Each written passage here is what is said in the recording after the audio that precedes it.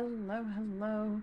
It's Talion here, back with more I Was a Teenage Exocolonist. So, we're on the last year. Hello, Otis Buns. Welcome to the stream. Yeah. Things are going to happen, I guess. We have successfully prevented uh, the bombing that Dis was planning, at least, but, now, Tangent is apparently up to something very ominous, and we have no idea what that is, but I guess we're going to find out. So, here we are in the new year. Oh boy.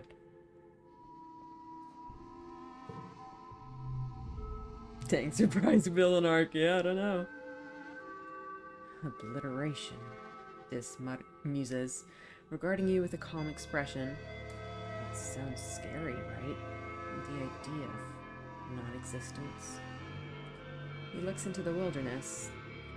No, I don't think so. But if you're not afraid of death, total obliteration sounds wonderful. No more pain, no more drama, no more emotions, just peace. Honestly, I can't wait. Why wasn't that one conversation enough to stop her from doing bioweapons? Yeah, I don't know. Girl is up to something. Colony, why did we think the no fear augment was any kind of good idea? Yeah. I don't care much for this war, your dad says, his voice dripping with disdain. I thought we left Earth so we could get away from that kind of thinking. Then a bunch of soldiers show up and all of a sudden we're back where we started. He shakes his head. Don't like that. Not even one little bit.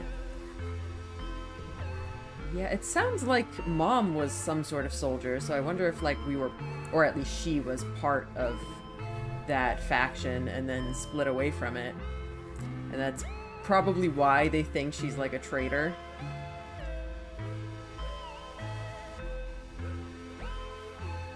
The colony. I don't understand why the boy who has no existential fear of dying via explosion would try to kill people via explosion. It's a good point. What were they thinking? Cal is standing in the middle of the garden, looking out towards the walls with a critical eye. Almost 9 years here, and we still haven't figured it all out, he says, then sighs. I tried, Solana. I really did. I still think there's hope for peace with the aliens. I just wish other people thought so too. Yeah.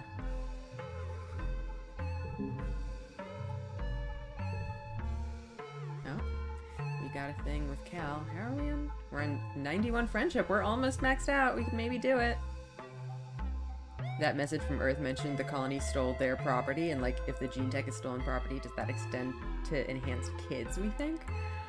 Unclear. So it seems like the main thing they stole was congruence, so that's interesting. I definitely want to learn more about that. Unclear about gene tech and or enhanced kids.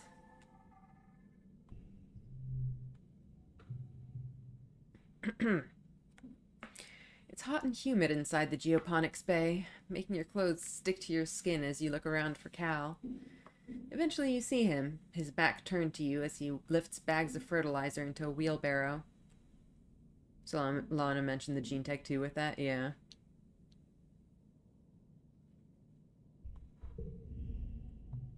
You call out to him as you approach, and he turns to you with a beaming smile. Solana, he greets you. I was hoping I would see you today. As you open your mouth to respond, you hear a quiet crack and a hiss from nearby.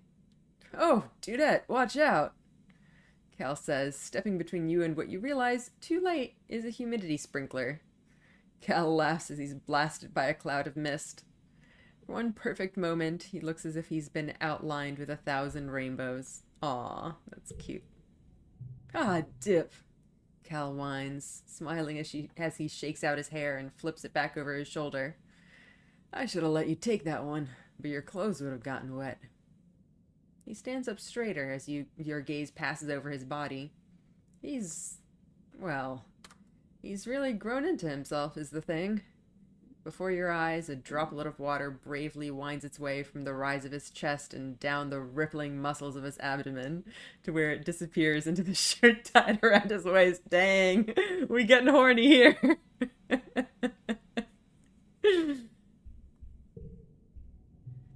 Cal tilts his head, his smile turning a little teasing. He flexes his bicep at you. Got you looking.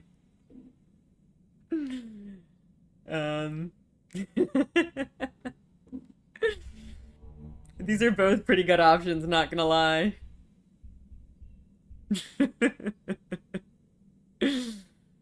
Hmm.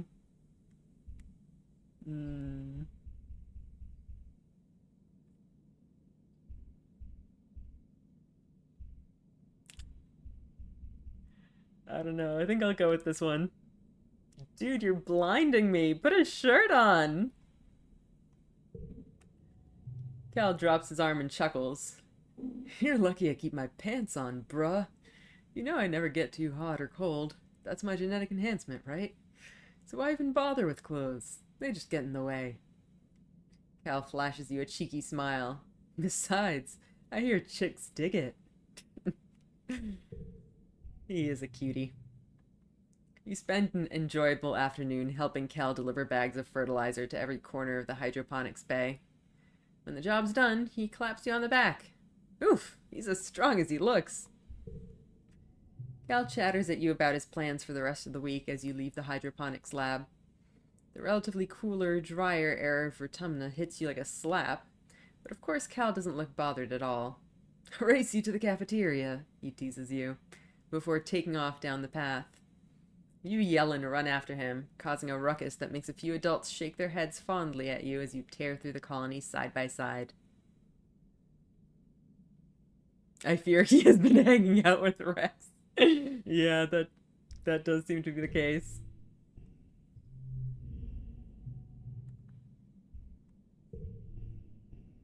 Okay, so we're close to done. We have the rest of the year to get 9 more friendship points. I think we can do it. Maybe. Probably. Hopefully.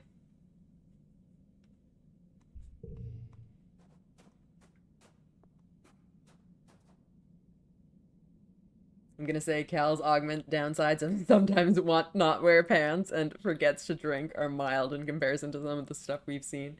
Yeah, for sure. It's a relatively tame one. Mars is talking to a sharply dressed soldier. You watch her lean in and brush a bit of lint off her uniform, looking up at her with a flirtatious smirk. You cough, and Mars sees you. She straightens up and gives you a businesslike smile. Hello, Solana, she says. Verbena and I were just talking about how the soldiers' quarters are starting to leak. Just terrible, waking up wet, she says, and Verbena laughs awkwardly. Was there something you needed? Mars asks. Oh my god, Mars. First girl we've seen Mars flirt with, yeah. Unsurprising, though.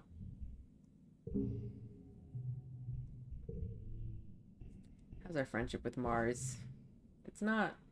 It's not horrendous, but we're sort of getting up there a little bit.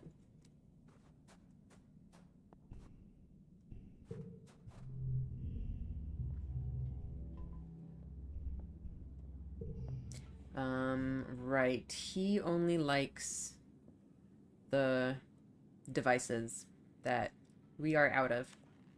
I think he doesn't mind crystals. He just hates the colored stuff.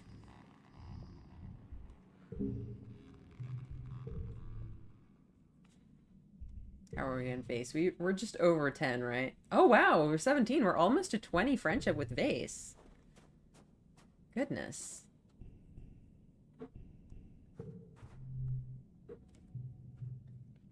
Alright. I'm getting a drink real quick.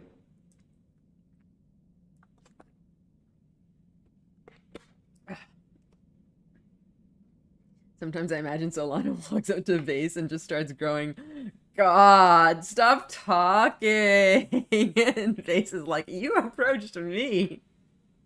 You know, that is pretty accurate. How dare he breathe in my presence? You were supposed to meet Nemi for lunch, but she didn't show up. You head to the garrison to see if you can find her. You spot Nemi's shock of red hair over by the close-range fighting ring. As you approach, she finishes a flurry of blows with a roundhouse kick that almost knocks the training dummy's head clear off. Kia! Nemi roars, echoing off the vaulted ceiling of the garrison. Nemi steps back from the ring and pulls up the bottom of her shirt to wipe her face, flashing you a glimpse of her muscular stomach and the blue-green scaling that dances over her ribcage and down her hips. Her skin shines with sweat under the harsh lights. You catch her eye and she shoots you a smile, as quick and bright as the sun glinting off a metal roof before it disappears behind her usual bleak expression. She jogs over to you. What are you doing here, Solana? What was I gonna say? Oh, right, it's just sad that her usual expression is bleak now. That's so depressing. My poor Nemi. She brings up the time on her holopalm and her eyes go wide. Oh shit, we were supposed to eat lunch together today? I'm sorry. Yeah, it's okay, you were busy. Yeah, but that's no excuse, Nemi replies seriously.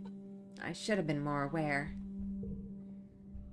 Nemi grabs her water bottle and drinks from it, then pours the rest over her head and flicks the water through her shaved side. We can still get some chow if you want, she says. Just give me a sec.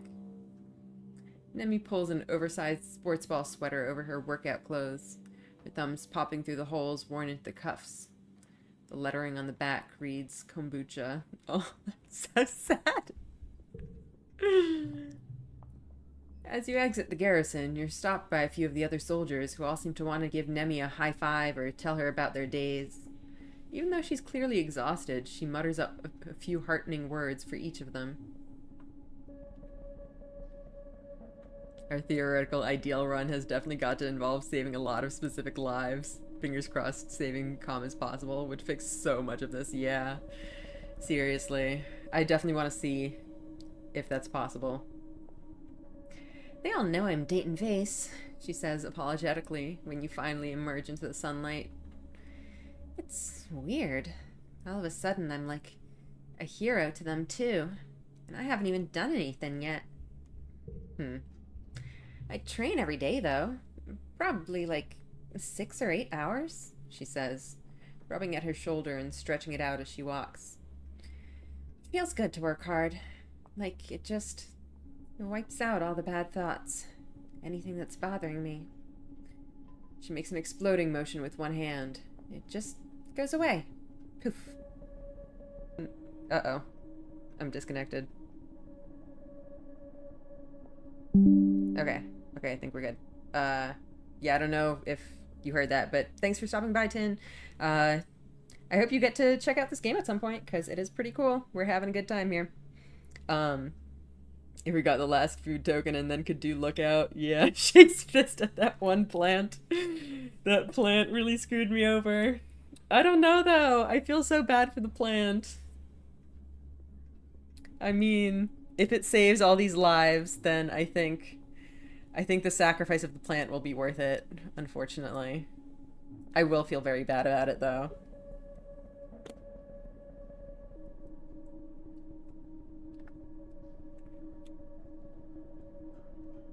It's just one time during one famine.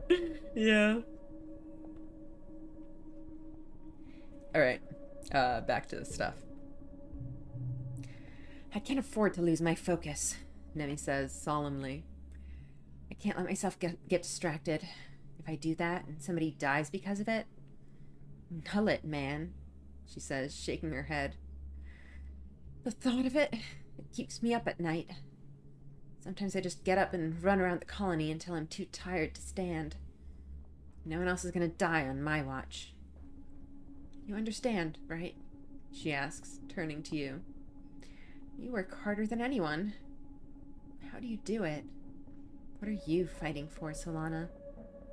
That's really interesting that she says that, because I feel like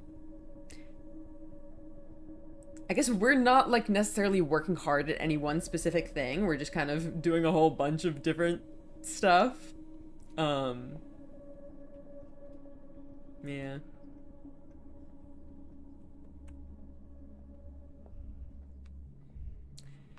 Um,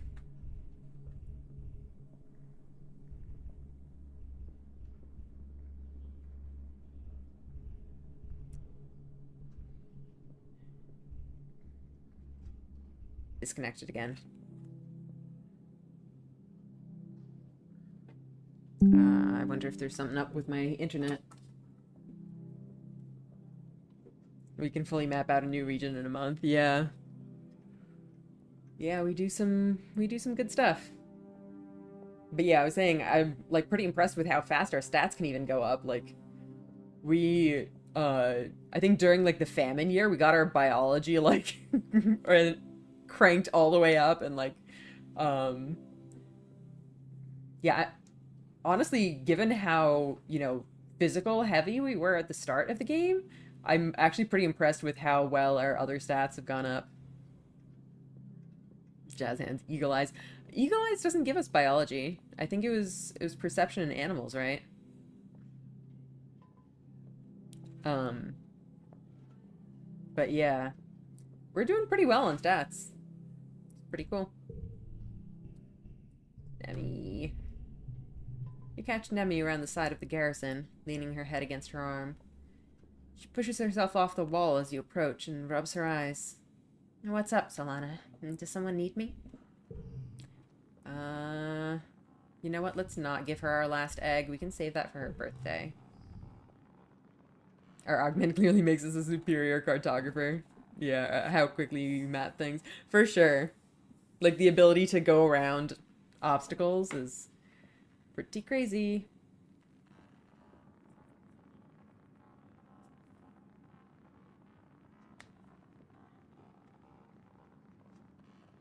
I think this is updating with our stats.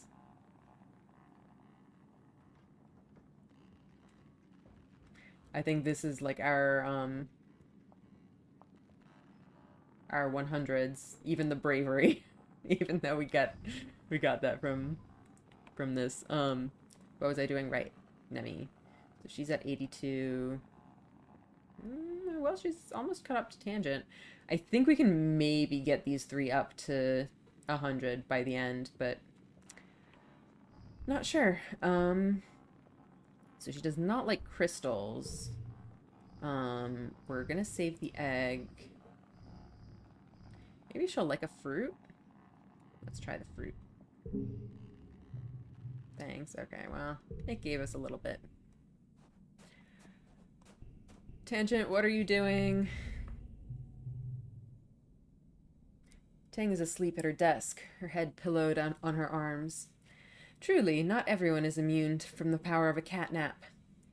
One of the lab assistants sees you and taps Tang on the shoulder, and she jolts awake. I wasn't sleeping, she insists. It is crucial to rest the eyes to maintain adequate moisture levels. Yeah, keep telling yourself that.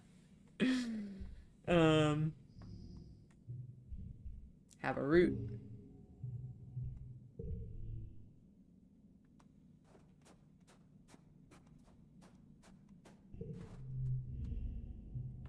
Rex slings his arm around you, knocking his head against yours. Another beautiful day in paradise, right? He says, voice light but dripping with irony.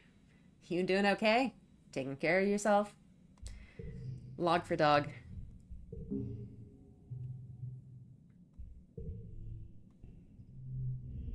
Don't lie to us, we know about your intensity, yeah. We can do some hugs. I didn't. Oops. Okay.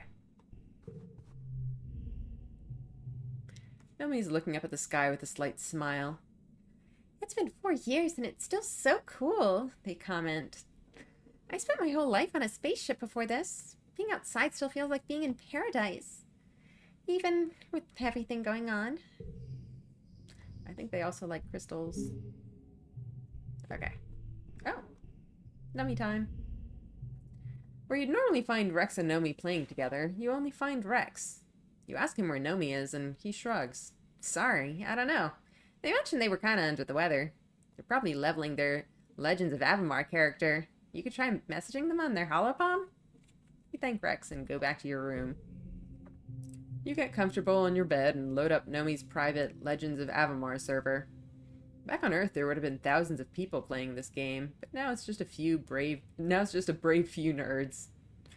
Just as Rex said, Nomi's logged in to one of their characters, and they send you a message. Hey, hey! Sorry if you were looking for me. I feel super crummy, so I'm gonna spend some time in Avamar. I'm leveling an alt right now. If you make a new character, I can help you with the first group quests. What kind of character do you want to play? I feel like we're pretty warrior coded. You log into the game with your new character after spending a few minutes having a minor existential crisis over their name. Me, relatable, understandable. You eventually give up and name them after yourself. Nomi is waiting for you with their new character. I don't know how to say that. My Dreas is how I'm going to pronounce it. Dang, I swear if Nomi's sick with bioweapon. Oh no. An elven archer with long red hair. They jump a few times in your general direction. Your character is so cute. Does that count as flirting? I feel like that doesn't count as flirting. Why does this count as flirting? Let's just play. Okie dokie, let's go. It's not a space Puritan word, blasphemy. Well, I think Nomi's just into like older media with like actual fantasy names.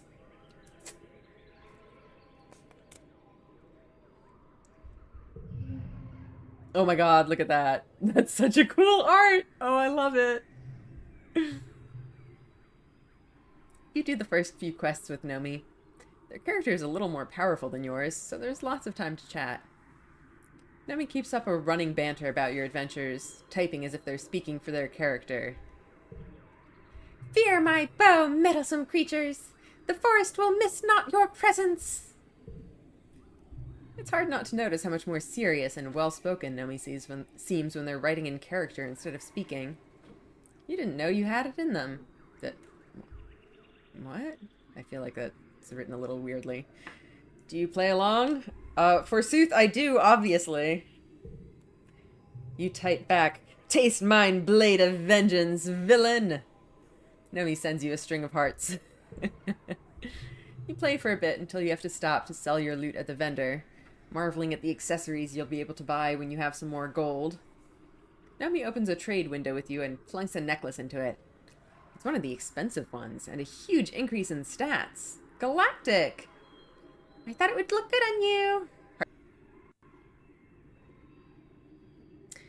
Oh my gosh, that's like the third time we've disconnected today. Uh-oh. Is this just kind of like the last chance to flirt window for everyone? I think it's just the, what's it? We're reaching some thresholds. Got to 52. I mean, if we're taking this as, like, they're giving us this expensive necklace as, like, a way to flirt, then just taking it and leaving seems a little bit rude, so maybe, like, turning it down would be the more appropriate response, but, like, I don't know. I mean, I guess this is flirting, but if I was in this situation, I would take it as, like, joke flirting, you know? Like, flirting in character. And I probably, you know, would respond in kind, sort of? But I wouldn't take it as, like, real flirting. I don't know. This is weird. This is a weird situation.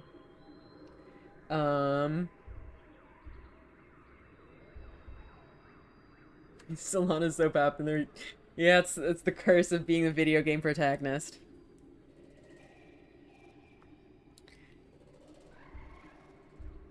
But, like, on the other hand, if it's not serious flirting, then just rejecting it seems rude. Being like, I don't want your stupid necklace. Like, can we just accept it like a normal person? I don't understand these options. These are so weird. Gosh. I don't know. How do we take this social situation? Keep in mind, flirt options don't lock you into romance, for sure. That's true. I know there's no harm in doing one light flirt here and there. You're like, accepted, say nothing is the normal option, I guess.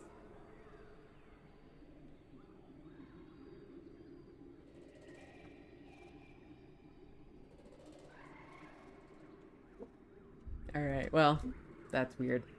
We'll just go with that. You accept the necklace and put it on your character. Nice stats. You and Nomi battle your way through a knoll encampment and stand face to face with the big bad Graz Magepelt. Nomi readies their bow. Heroes, we are called to battle. Dang. Love dialogue after the choice. Well, apparently not. Okay. Let's see, what have we got? Okay, so this we can leave for the third stage. That we want to use on the first one, probably. Okay, we've got some gem combos.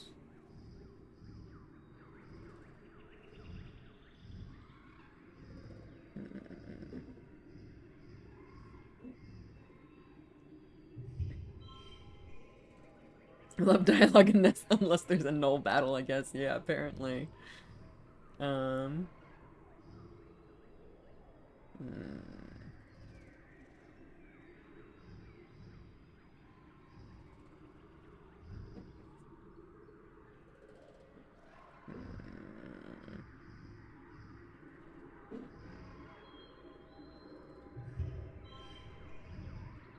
I guess that gives us something, but that's our only gem right now.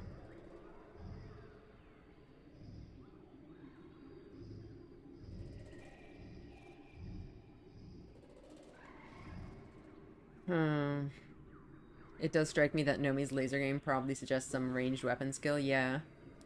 Which would have been good for Soldier Life if they cared about it at all. What if Nomi has eagle eyes? Maybe. And they just never realized it yet.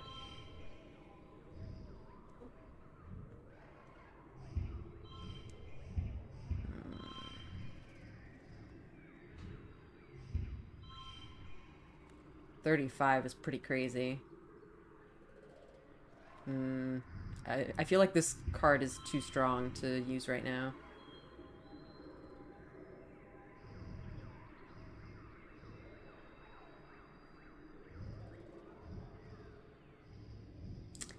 This is like a really shitty play, but I feel like I really want to save these other cards. Can we rearrange them better in any way? I don't think so.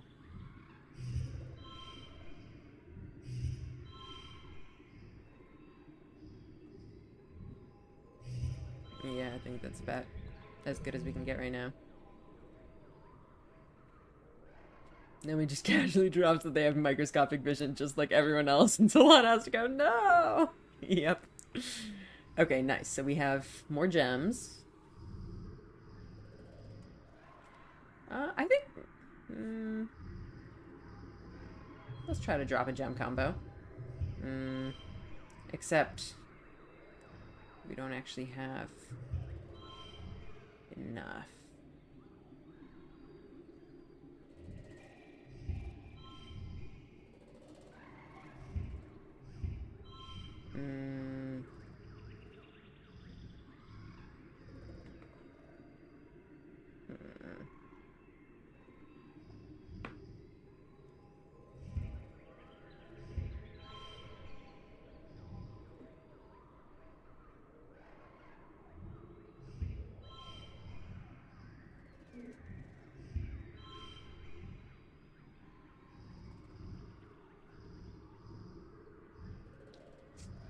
Take full advantage of this, we would have to be in the last round, but then we wouldn't be able to use this on the third stage. And we would need to use at least one of these anyway. So yeah, we're not... I don't think we're going to get the full combo.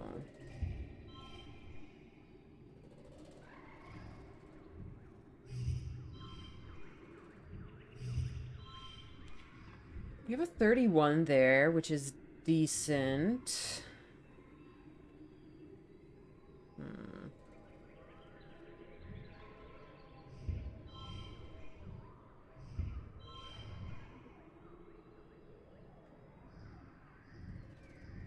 I think this might be how I go.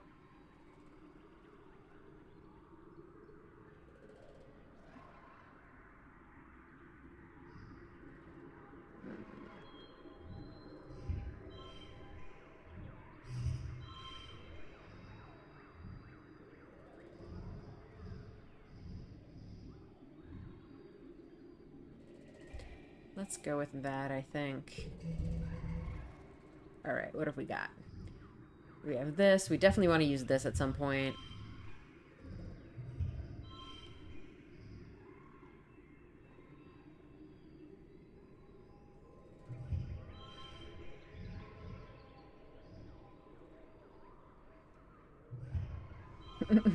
Just all wild.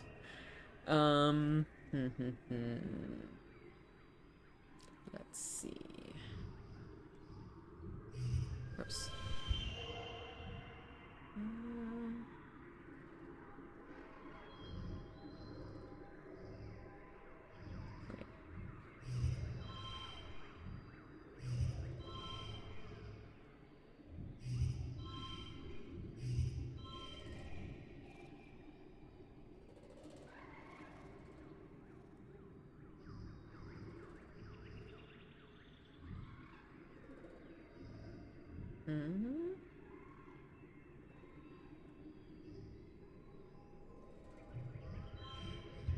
What about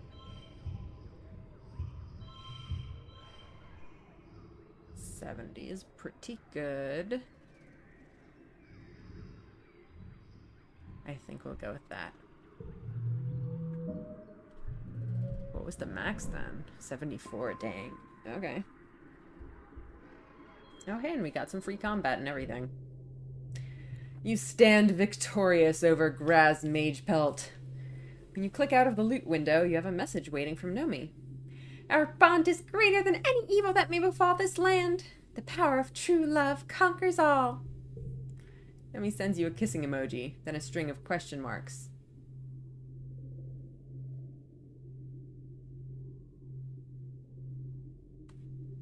I mean... I guess... So it does sound like they're just doing like a role-playing thing. I kind of want to play along, but I don't understand. Because the flirting icon just makes it sound like we're actually flirting for real. I think I'm just overthinking this.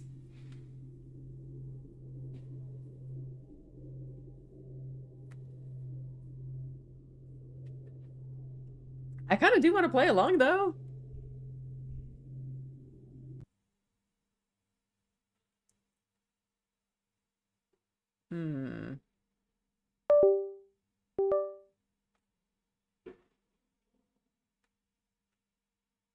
But on the other hand, I don't know. I kind of feel like the fact that this keeps going into like weird flirty territory is strange. And I think these dialogue options kind of reflect that Nomi's like acting weird. Honestly, if you want to go along, you shouldn't fear the flirt option. Yeah. Yeah, I might try going for it, but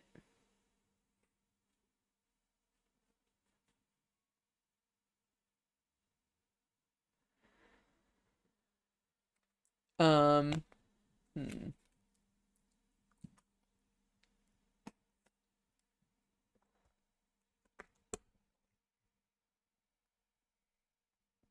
I wonder if this is like a weird augment thing.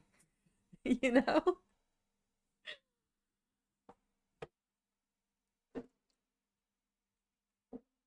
Um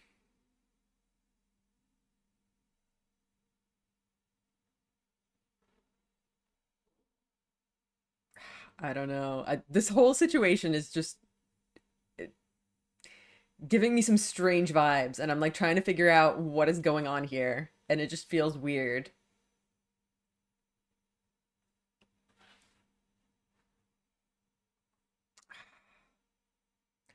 What if I just say this doesn't feel right?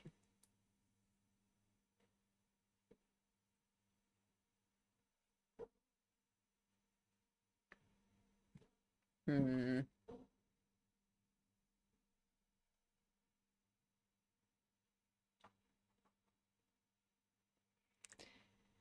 Um,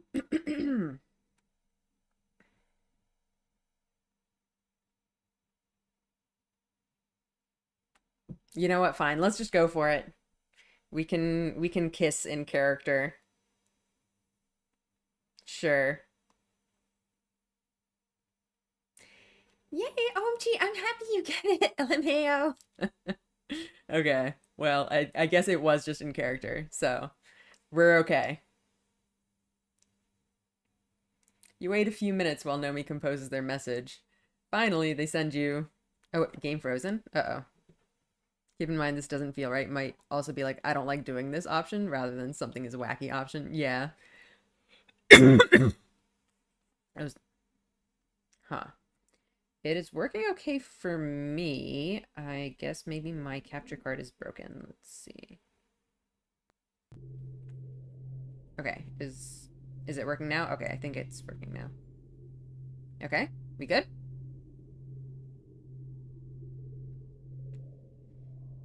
Yeah, I think it was just the capture card.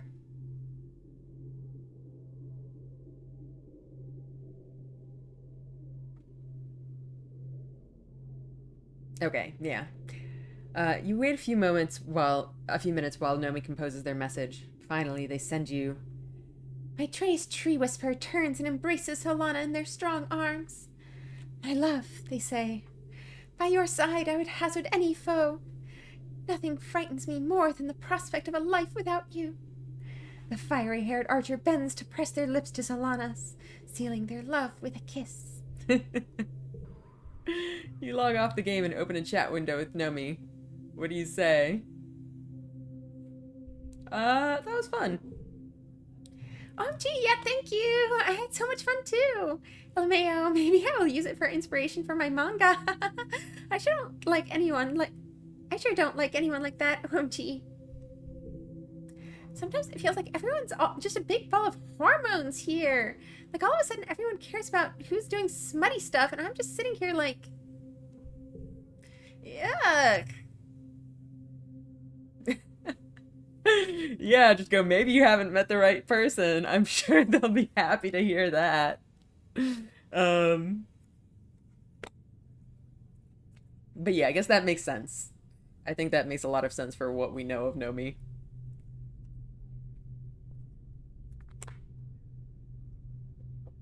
Like they like their romances, but just in fiction. They can be a hardcore shipper and role play their romances with their game characters, but they're not interested in getting involved IRL.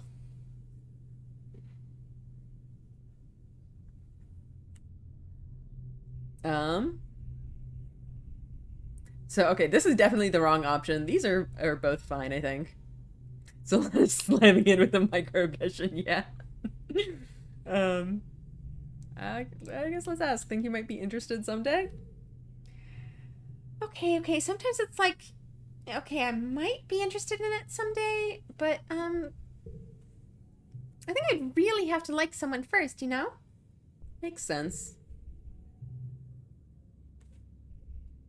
I don't think it would be like Rex. It definitely seems like they have more of a sibling dynamic. Yeah, who knows? Yeah, like, maybe. Or maybe not. No, he's good out here. I'm not really thinking about it right now. I just can't imagine liking someone that much. Or them liking me that much. Aww. But anyways, thank you for playing with me. Aw. It's a nice card, too. That's a really good card with Neighbors Become Wild. Sometimes it's easier to talk about stuff when I get to pretend to be someone else, you know? Understandable. Oh, they're so cute. So what new info did we get? Ordinary versus creative. They're not ordinary. In between quiet and outspoken. Yeah, that makes sense. Cute.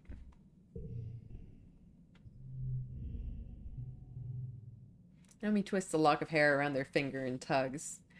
I never really fit in anywhere before. They say quietly. But here, sometimes I think I could. I just want the chance, you know? Okay, did we talk to everyone? I think we might have talked to everyone. I like this event. Nomi Demi romantic event. It's neat. Yep. It is very cute. Alright. So, what the heck are we gonna do with ourselves this year?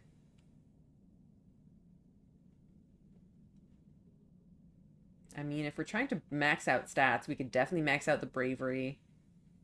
Organizing, engineering, and toughness are pretty up there too. The other ones that aren't close to max, honestly, aren't even close to their next perk either. So, those would be a struggle for sure.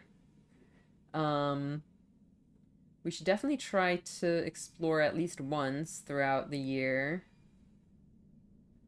Let's see. I think we should try to max out the ones that we have relatively high. So bravery, it seems... Oh, wait. Speaking of stuff in bravery and stuff in the garrison, we unlocked a new thing. What does it do? Guard duty. Combat and bravery. We could definitely do some of that. So sports ball has bravery as primary, so that's probably better for us, but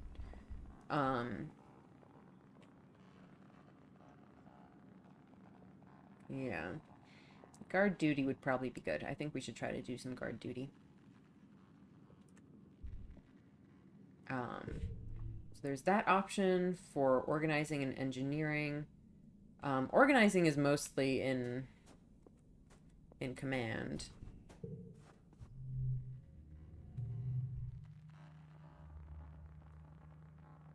Two organizing. 3 engineering, that's good. 3 organizing. So that's very good for engineering as well. And for toughness. I think engineering and toughness we have around the same-ish level. So working on them in tandem is actually a pretty good idea.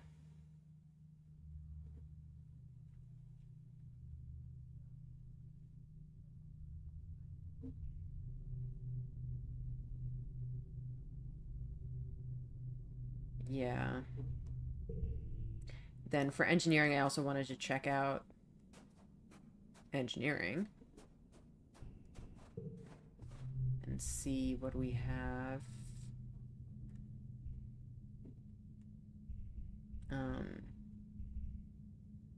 So repair robots gives engineering and creativity. So I think if we do that, we actually could potentially get the next creativity perk, potentially.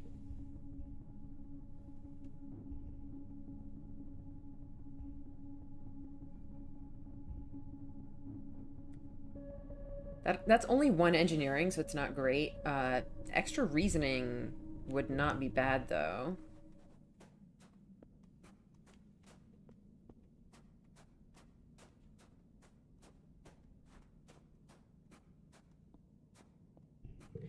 Was there anything in here that gives us any of these things? Toughness, biology and toughness. Yeah, I don't think we really need any of these right now.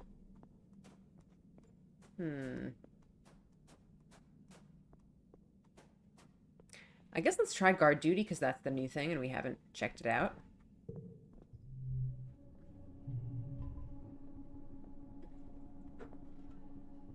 We get friendship with Vase. That'll be interesting. You show up for orientation to guard duty. Vase and Nemi are here as well. listening intently to Security Chief Rhett as he teaches you the specifics of the colony's defenses. There's the walls, of course, and the lookout towers, and the robotic turrets. There are obvious weaknesses, like the gates, and less obvious ones, like the pipes that divert runoff water away from the colony. And there are high-priority targets like engineering and geoponics. You're surprised to learn that the living quarters are considered lower priority. Duh, Base mutters. During an attack, everyone's supposed to be defending the colony, not hiding under their beds. It's a lot to learn quickly.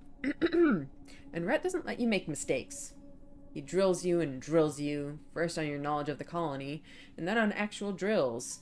Physical fitness and reflexes, loading and firing a plas rifle, securing a dangerous situation, and combat tactics, both as a group and solo. Holding up Demi knowing like potato. I just think it's neat. Yeah.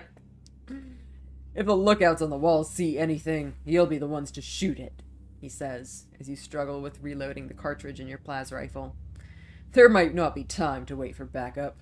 You have to be able to make and act on the right choice, without hesitation.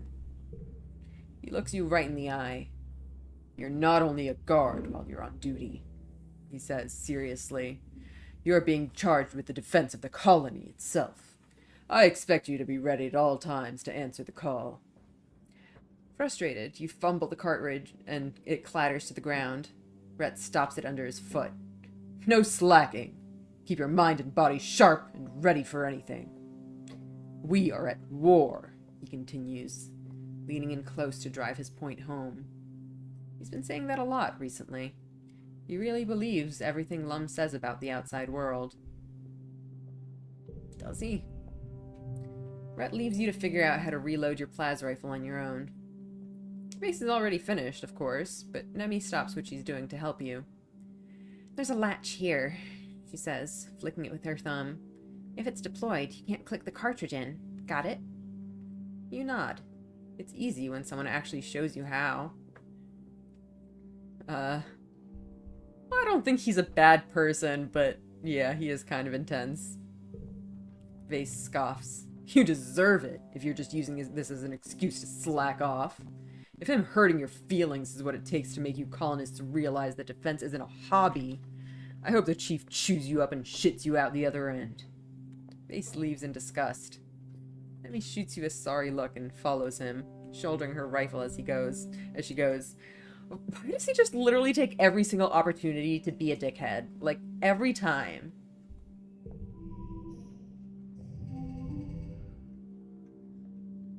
Alright, what have we got? We got this, which is fun. That's an interesting one, too. We can do something like this.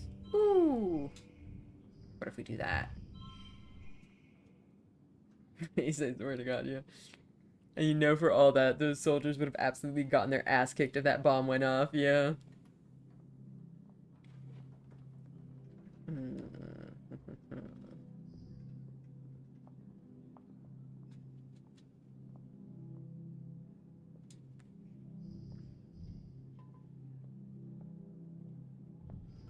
So we could turn that into a 6 with the gem, but I don't know if we really want to.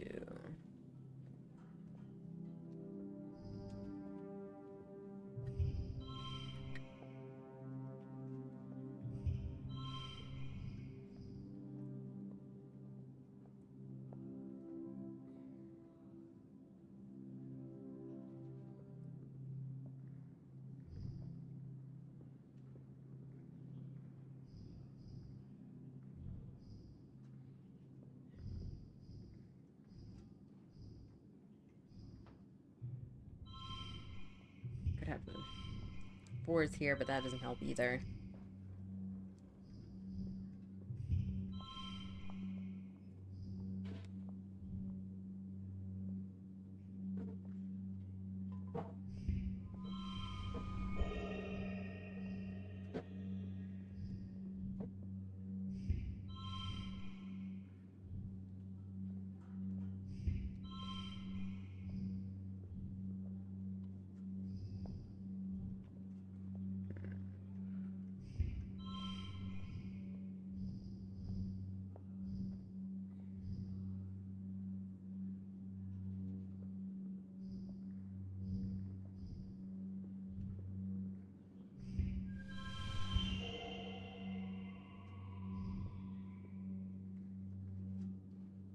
kitty. Hi, kitty.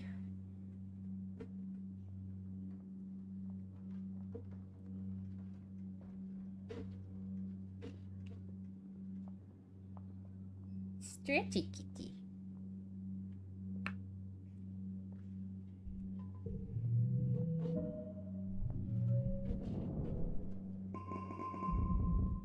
That gave us lots of combat. We're like almost at the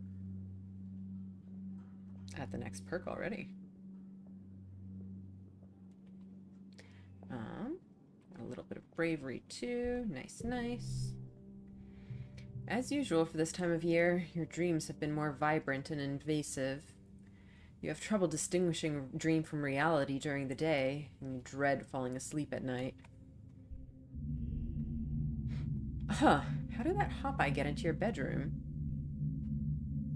Huh. That's interesting. I kind of want to see where the dream goes. But the fact that this has like a thing is intriguing. Let's follow it. You chase it out your balcony door and find yourself on a thickly wooded path, the mushwood pressing in close on every side. The light is weird here, pink and glittering, casting teal shadows. The hop-eye disappears down a hole in the ground, and without thinking you dive after it, squeezing your shoulders to fit through. You tumble into a cave, beautiful and surreal, shimmering with a light that seems to come from within. When you take a step forward, granules of pink sand crunch underfoot. The cave opens out to a forest that seems lifted from a fairy tale. The sunlight beams through the breaks in the trees, illuminating a path of mushroom-ringed stepping stones that lead you to a small cottage. You spot the hop-eye hurrying further down the path. Both very intriguing. I kind of want to keep following it. Past the cottage is a field dotted with hunched-over figures. You watch them tend the crops with simple, robotic motions, not caring as you tromp through their work. Their straw hats and overalls look tattered, and when you pass close to one, you realize they're not human at all. They're made of metal. Sightless glass eyes stare back at you, metal faces pockmarked with rust. The rasp of their terrible creaking floods your ears like a cloud of cicadas. The closest robot turns to you. Its glass eyes shine red and it grabs you by the wrist. Its grip is painful, bringing you down to your knees in the loamy dirt. It pushes you down, down, planting you like a seed. The ground swallows you and you can't even cry out. You're falling. You land on solid ground, your breath whooshing from you. It's hot here, impossibly hot. The twin suns beat down on you, burning your skin on contact, and the air is almost painful to breathe. In all directions stretches a barren wasteland of dead trees, like bones puncturing the dry skin of the planet. Tangent's cool hand helps you up from the dust-cracked earth to see the true extent of the devastation. Everything is dead, Tang says, her voice hollow. Everything. Why didn't someone stop us? Why didn't someone stop him? Tears roll down her face, quickly whisked away by the dry air. I don't know how to stop it, she sobs. Please, Solana, help me. What did Tang do indeed? A great roar shakes you, and you turn to see a chimeric nightmare. A manticore, but with Governor Lum's face. He towers over you from a podium, his claws clacking and his tail thrashing as he proselytizes. We primeval forests felling, he chants. We the rivers stemming, piercing deep the mines within. We the surface broad surveying, we the virgin soil upheaving. Overhead, the sky is streaked with smoke. You hear a rumbling in the distance. Dang, you can't be vague in this prophecy dream. You gotta give us a name. Maybe we can stop the robot plague. Yeah, we'll see, I guess. Finally, we get to kill stand to face it. You plant your legs and refuse to look away from the beast. With a yell from behind you, Mars appears and swings a sword made of light at the Lum abomination. Its head rolls across the dirt, but it continues to speak. Oh, hell yeah! Queen! You turn from the scene and walk away, feeling the memory of it cling to you as you push and claw your way through to another reality. Sorry, hang on.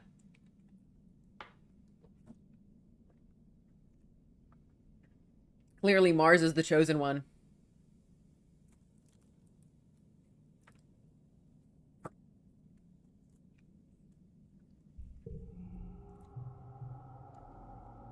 You stumble forwards into a dark, glowing forest.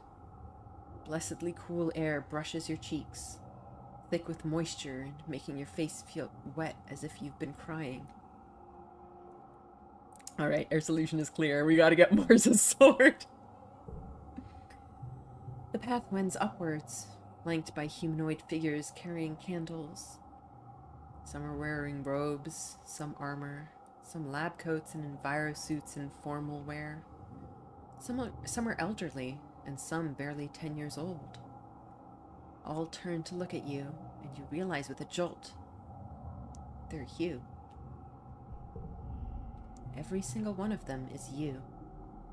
You see yourself reflected in their eyes as they gaze upon you dispassionately, a line of possibilities stretching out as far as you can see.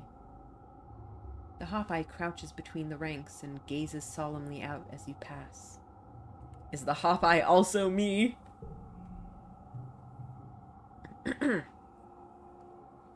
You walk steadily upward, feeling their unflinching gaze follow you. Overhead, the wormhole hangs in the sky like an overripe fruit, bending the heavy branch of space and time towards you. It's so close you feel as if you could touch it. You stretch out your hand, seeking. You wake up. Milky, quiet sunlight pours through your window, flakes of bromide snow piling up against the glass. You feel as tired as when you went to bed. It's your birthday. You're 19 years old. Only one more year as a teenager. Insomnia, uh-oh. Mental skill increases reduced by 1 for 3 months. Welp.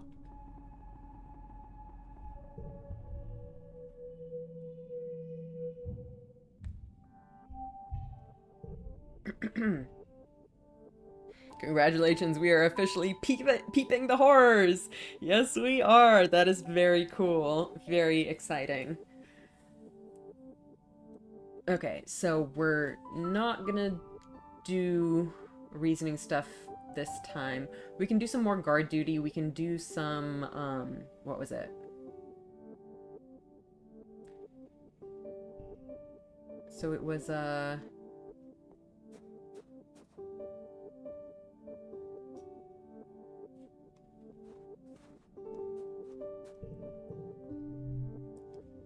guard duty gives us combat and bravery.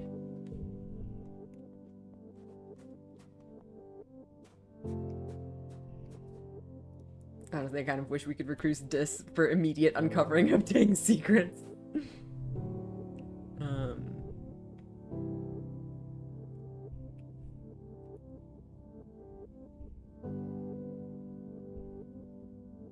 Yeah, engineering and creativity would be good, but not this month. I feel like there's more stuff in the living quarters that we just haven't unlocked yet.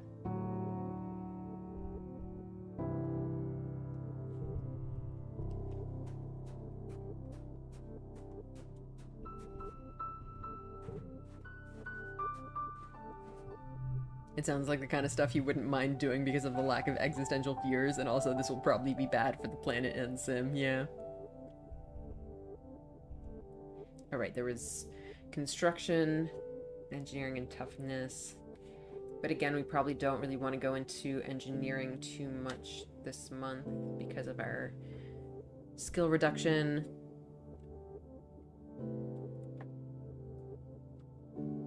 Like, whatever this is, vibes as thing meant to hurt the planet turned on humanity by accident, so stopping it is a win-win. Yeah, for sure.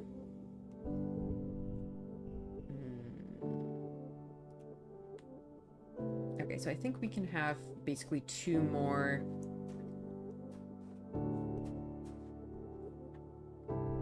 months before we have to rest. And then after we rest, we'll probably do an exploration.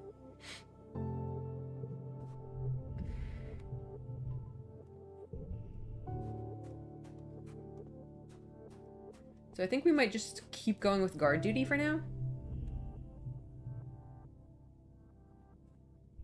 Dis shades his eyes and looks up into the sun. This colony's never been my home, he says. I don't care what happens to it, honestly. His lips curve into a fleeting smile. All of Rotumna is my home. Well, all of Rotumna is very much in danger right now. Dis, do you want to crawl in the vents to spy on your sister who might hurt the aliens? I think it would go well. Oh, absolutely. He would be so down for that.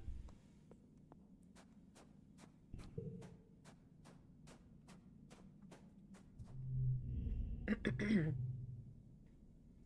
find Kel behind the garden shed, kneeling down and peering under a tarped-up old watering pot. He shushes you and gestures for you to come look under the tarp.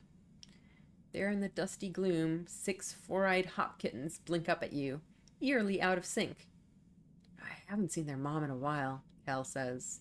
I don't want to touch them, in case she's still around and she smells me on them, but... He sighs. One of those damn jarheads probably got her. That is sad. That's a lot less fatalistic, TBH. Progress, buddy. Proud of you. Yeah.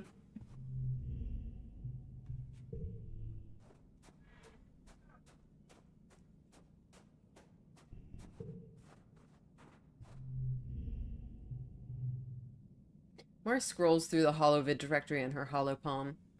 With everything that's been happening, I honestly haven't had time to watch vids in, like, whole seasons.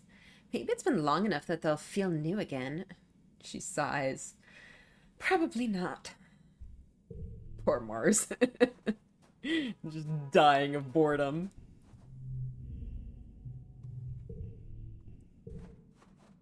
Rex, talk to me.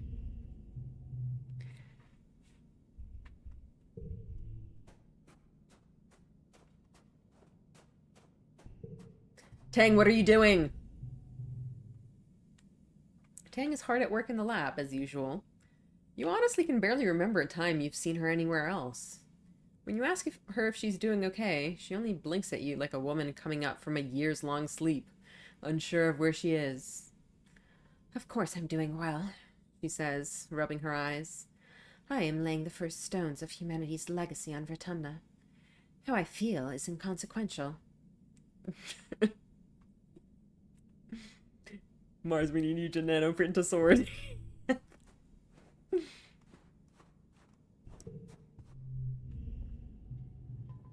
Nemi seems unusually withdrawn today. So, Lana, how do you... What if... She stops and looks down at the ground. Never mind, actually. I got myself into trouble with him. I can get out of it. I just have to apologize. What is going on? Is Vase being a dick to you? Because I can punch him if you want. I can do that. I swear, what is the point of these friendships if you can't recruit people for spying?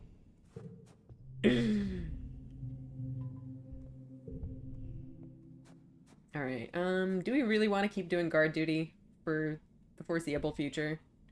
Maybe. I think I'm gonna do that.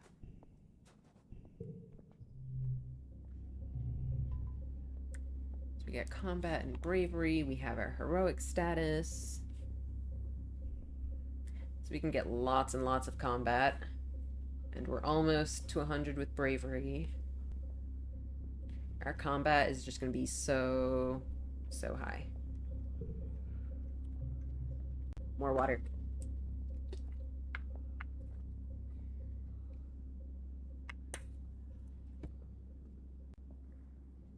There's part of the new garrison you're not supposed to visit. Deep underground, where the colony keeps dangerous animals that have been captured by hunting parties and brought back to be studied. These aren't the cheerful fields where newly domesticated bristle slugs and float cows live out their days in peace and luxury. It's a grim place, filled with wild, furious creatures pacing in circles, lashing at the reinforced glass, shooting acid from their wherevers. You know this because Security Chief Rhett has brought you here today, past many secure doors, so he can show you what you're up against. You should try to assume everything outside the colony walls is trying to kill you, he says gravely. Even if it doesn't look like it wants to sting you or bite you, that doesn't mean it can't spray acid, release poisonous spores, liquefy your insides with a sonic blast, or release a deadly neurotoxin. He points at you. If you don't know what it is, expect it's deadly. If you do know what it is, you should know how to kill it before it kills you. To be fair, it's only -1 and we get like +7 per attempt, so it doesn't matter as much as early game. Yeah, but like, you know, if we want to maximize even the float cows, right? Yeah, they can like pee on you. He teaches you about various xenofauna, their habitat, behavior, natural defenses, and weaknesses. Like always, he throws a lot of info at you and just expects you to be able to remember it flawlessly right away. Rhett, is your name short for rhetoric? That's a good question. I don't know if we actually know his full name. I don't think we do. Yeah, we don't. Yes, there will be a test, he says when you ask. It'll be when you meet those monsters in the wild. And if you fail that test, you're dead. In fact, Rhett says, studying you ominously, you should be tested.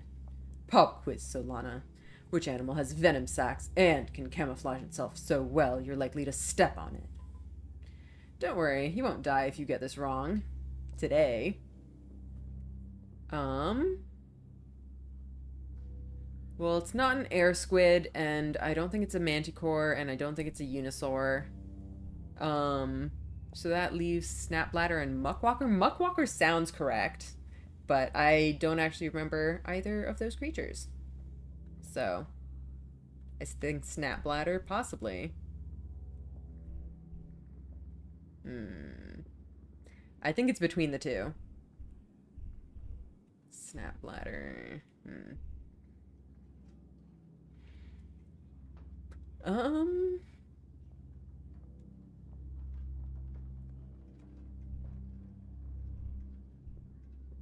Weren't they the ones eating that manticore with poison that one time? That is a good point. Yeah, I think they were.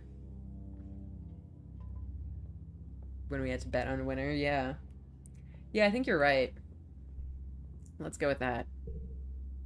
Correct, Rhett says with a smile.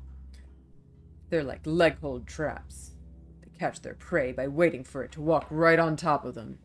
Then they snap shut and hold their prey until it gives in. Adult snapbladders can move, slowly, but it makes them ornery, especially when they're heavy with eggs. The young are too small to hunt like this, but they have venom sacs.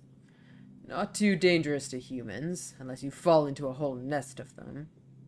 He raises his eyebrow. I don't suggest you do that. Yeah, you got it right, Luke. Alright, we get to work. Alright, goal 42.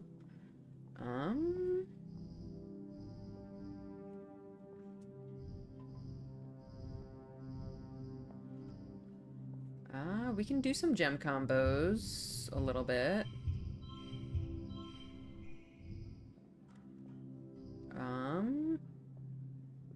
We can potentially try to get a straight. We don't have a 6, but we do have a wild value.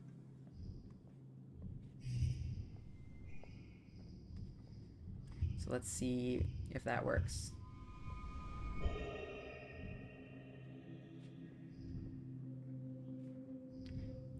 Well, we equaled the goal, but I feel like we should be able to get the super goal.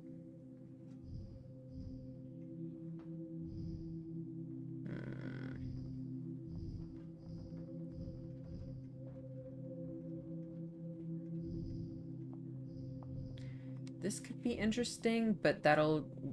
Getting rid of the gem will... So we have a 4-4. That's not bad either. Well, it gives us the same value. That's interesting.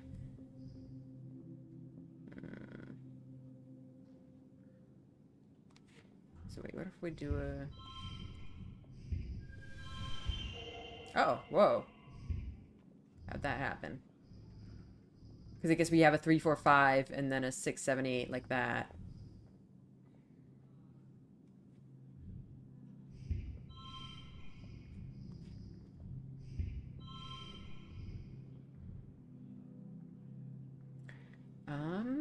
Do we want to try to go for a 47?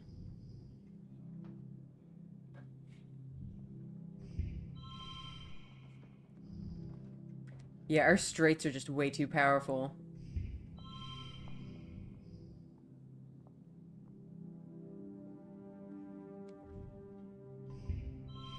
$46 is very close. That's gonna absolutely mess it up, yeah.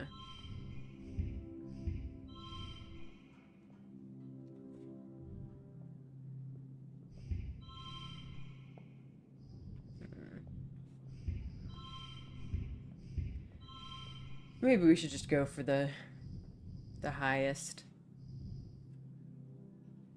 Yeah, I think we'll just go with that, whatever. We won't get the kudos, but it's fine. What was the maximum? 52. Cool. Oh, we're pretty high on that combat.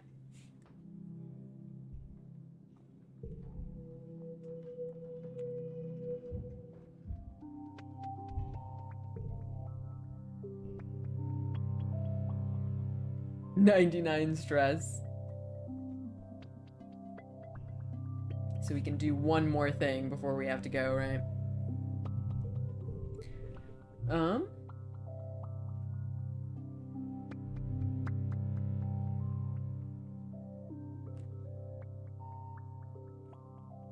on, let me just take off this just so we can see what our actual stats are. Bravery's at 91. We're getting there.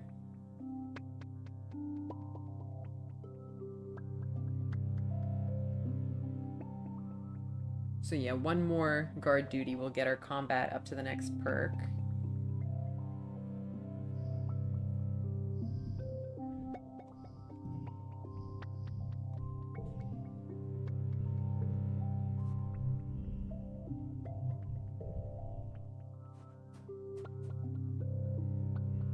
What's our combat 80? I think we're almost there. 77. Oh, in one more we can challenge Vase.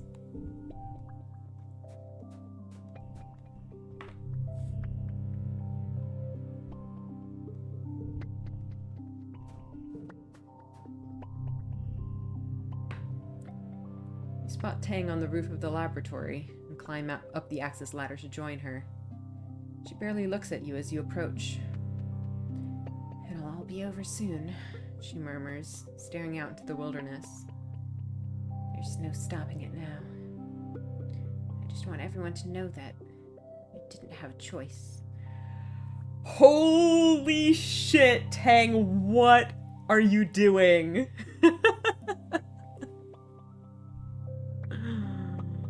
God damn it, Tang, indeed. What did you do? Indeed. What did she do?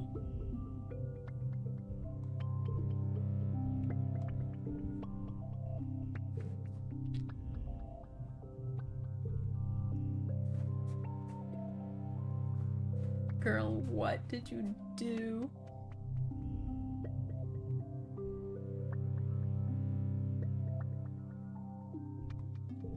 Also, Tang, I'm pretty sure you didn't have a choice. You didn't have to ask for that hot eye. Yep. What did she do to the hot eye? Tang, what did you do?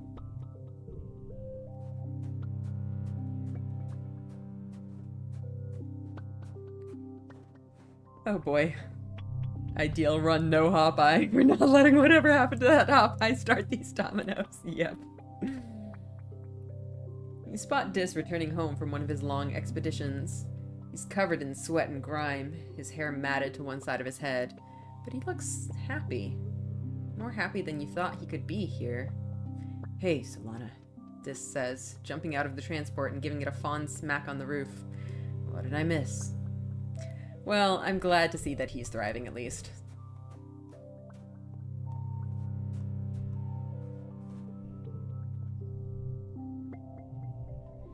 Alright. Guard duty time. You, Vase, and Nemi are all posted on guard duty together.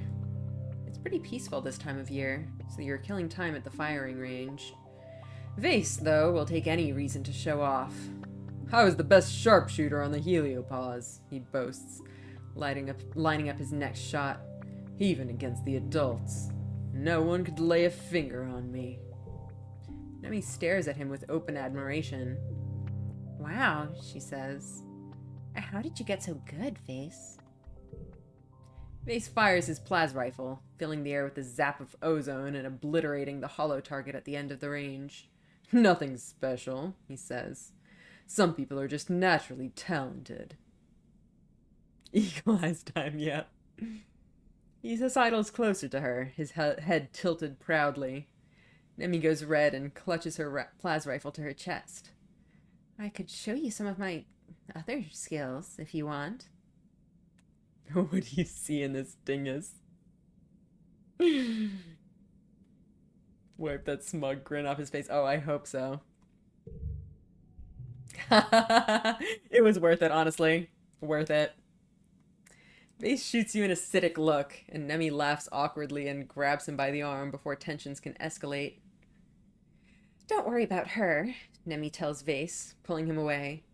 She has this disease where she has to say whatever goes through her head. It's really tragic. She shoots you an angry look over her shoulder as they walk away. And we do it again. Absolutely worth it, yeah.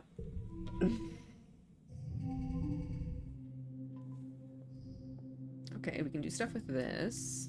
We can do stuff with this. Or...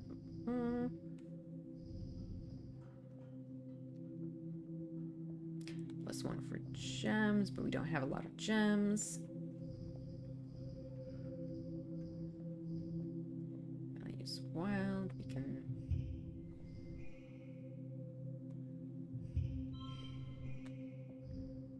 I don't know if that really gets us much, though.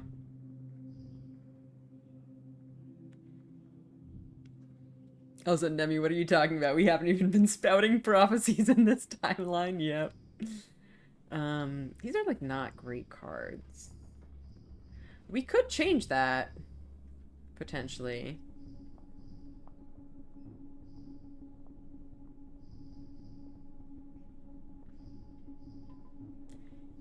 That's pretty decent. That's pretty decent. Okay, yeah, we can... For like that. That's pretty good.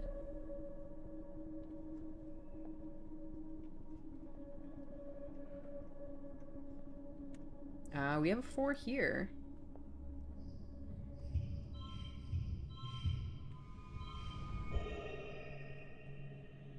It's not great, but...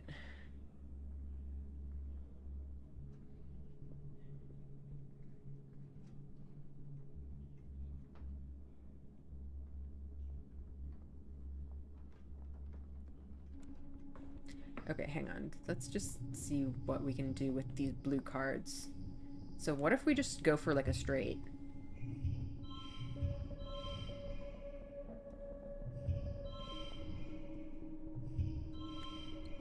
Yeah, that's not good enough.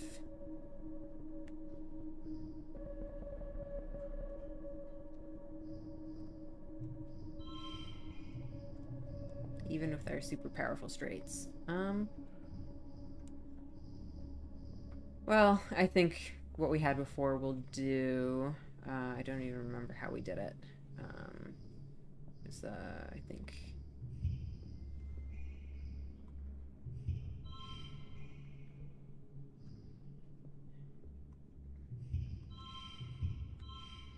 something like that, but where was...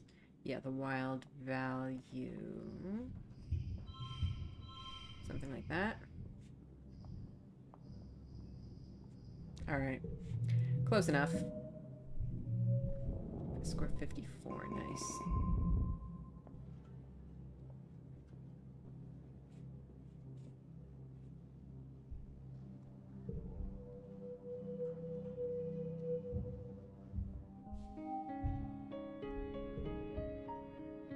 What have we got? Extra card draw. Oh boy.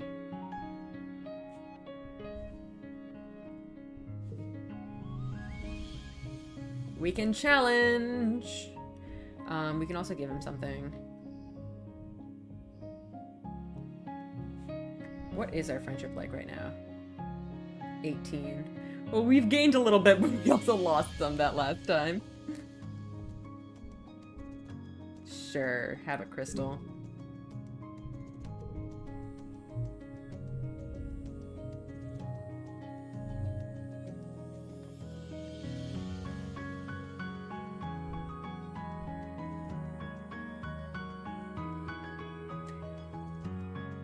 Yeah, the +1 friendship hilariously means we only lost one base friendship. Oh, we're out of time for what? Oh, what about the thing for... You said there was a thing for congruence that we had to do in the last year? Is there anything that we can do for that?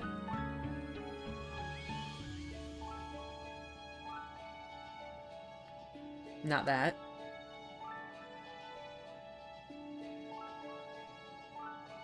We're out of time for something much more sinister? Uh-oh. Well, I guess we're gonna find out.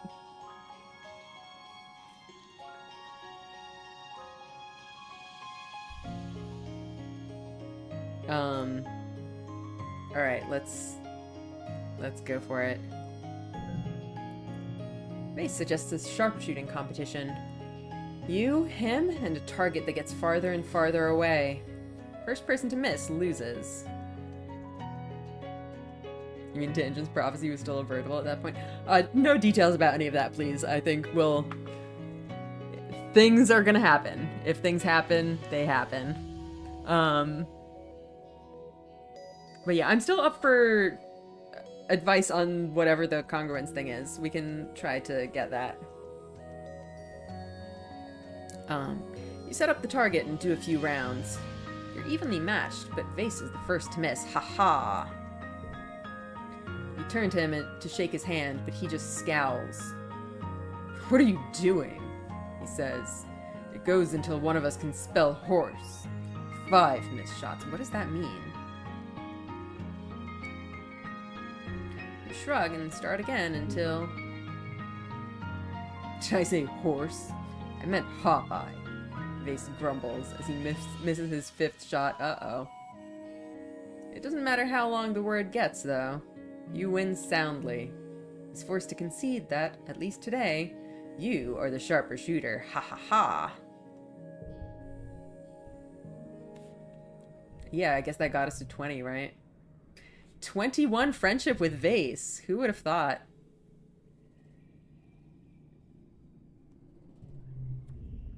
You arrive outside the garrison just as you spy a small unit of young Helio trainees finishing their daily run around the colony. Vase is easily in the lead. You swing yourself up onto the fence and watch as the group breaks up into pairs for the next drill. As unit leader, Vase goes around and corrects everyone's form and checks in on them, before he spots you and trots over. "What's up, colony kid?" he says, wiping his forehead. His training shirt clings to his chest, damp with sweat and showing off his muscles. "Missed you out there today. You should come for a run sometime."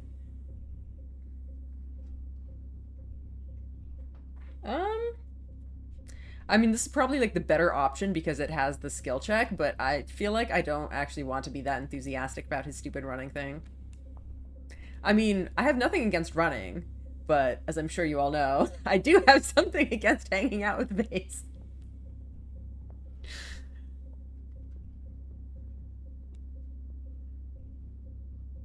Sure, I might join you. Face tilts his head at you, taking in your physique. I think you could keep up, he says. We run every day at first sunrise. It might just be a +2 friendship option. Do we want a +2 friendship option with Vase, though? I've been trying to get the other colony kids out here, Vase continues. On the Helio, we were raised to believe that physical exertion does more than build muscles. It helps you think more clearly and boosts your immune system, too. He clenches his fist. Not only that, but it strengthens the bond between brothers. It turns men into heroes.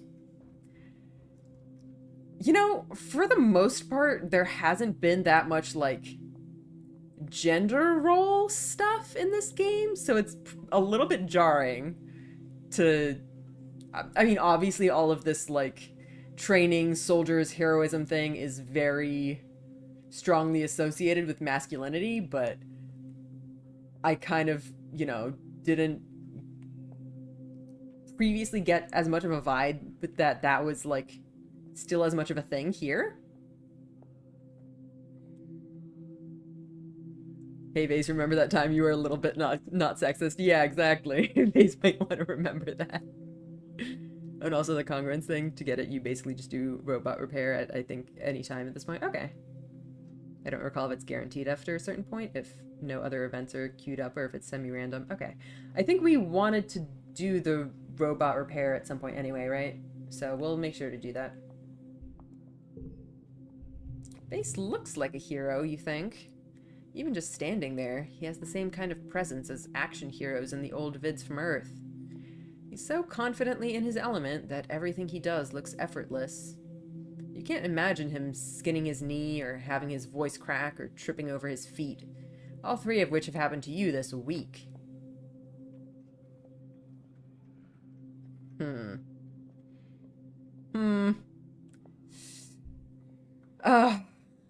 I mean, I think it's not true that we were fine before we got here. We were not fine, and also I feel like saying this is just kind of riling him up for no reason. But on the other hand, saying this just would make me feel gross. I'm now imagining them all vividly. It's hilarious. Yep. Those guys do tend to look a bit like assholes even when they're not. He does kind of look like an action hero. Yeah, that's a fair point, I guess. I don't like either of these options. I actually kind of hate both of them. I think this is the less bad one, even though obviously he's gonna hate it. I think I have to go for it. You're fine before you got here. That's gonna sound so stupid, though, because, like, objectively we were not. We were literally dying. Like...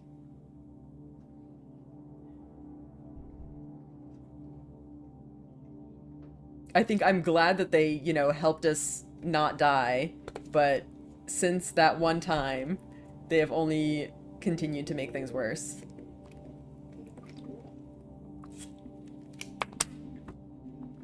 I guess I should probably show at least a little bit of gratitude, because, like, we are alive because of them, even if they're assholes. Like, I think we can only survive by cooperating with each other, you know? I think we do need each other, even if we don't want to admit it. And even if I think Lum is doing some crazy shit. So fine. Fine. I'll do it.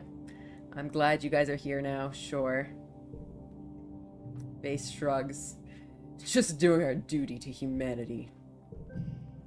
Vase picks up his water bottle and takes a big swig, rinsing out his mouth before spitting into the dirt. Not everyone's cut out to be a soldier, he says. I mean, where would we be without people like Tangent, giving us the intel we need? He shrugs. Anemone's pretty cool. She's got the right idea. And that Cal guy, he's got the muscle, but... I feel like this is kind of intended to be seen earlier. Like, anemone's pretty cool is a very lukewarm thing to say about your actual girlfriend. And Cal has made it pretty clear by this point that he's not on board with her stuff. Yeah, without people like Tangent. What would we do without people like Tangent? Oh boy. Also, this is like not a great card if it gives -1 to neighboring cards. 5 isn't even that good. Like, it's decent, but it's not crazy. The prophecy was a little unclear. Yep. Has Tangent been in the torture labs? Yeah, I don't know. Good question. Vase shakes his head with a snort. Honestly, you all lack the discipline. Yikes.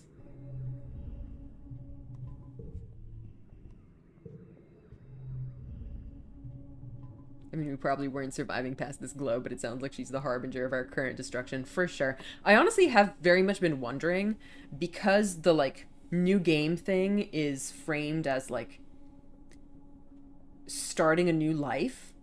Obviously, if you know things about the game, don't answer this, but I do wonder if every run is going to end with, like, you dying. Or, you know, getting... ascending into whatever or something. Because, like, it sounds like in order to start a new run, you have to die at the end. Especially given that we literally have a time limit. Like, the game ends at 20. And it's not going to let us go past that. That flash forward did seem a little apocalypsy. Yeah, so I have to wonder if... I'm sure there are going to be some endings that are better than others, but I wonder if there is, like, any way to actually survive past 20, or if they're all gonna end with us dying. I'm sure there are, like, other ways they could kind of frame that, like, you know, this Solana keeps living, but we just jump into another timeline. Maybe. We'll see. Nemi's having some relationship problems. We only have 1 egg. I think she was okay with flowers, right? Or no. There was something she disliked. She disliked crystal clusters. Okay. Flowers are okay.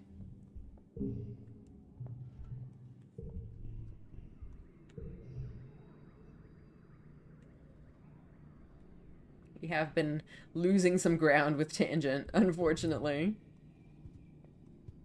Or not Tangent, Nemi. Tangent is a whole different story.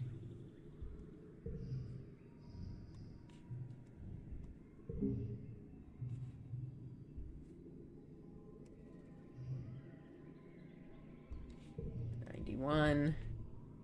Oh, we hit 90, so I guess we get a thing. You find Tang puzzling over a large holo screen, making notes on her hollow eye and frowning over them. As you approach, she gestures to wipe the holo screen clean and start again. She sighs, taking a break to rub her temples. Okay, Tang. Come on, think. Tangent likes yellow flowers too. We have a lot more of those. So. Yeah, that's true. I keep forgetting that. We should probably be using those instead.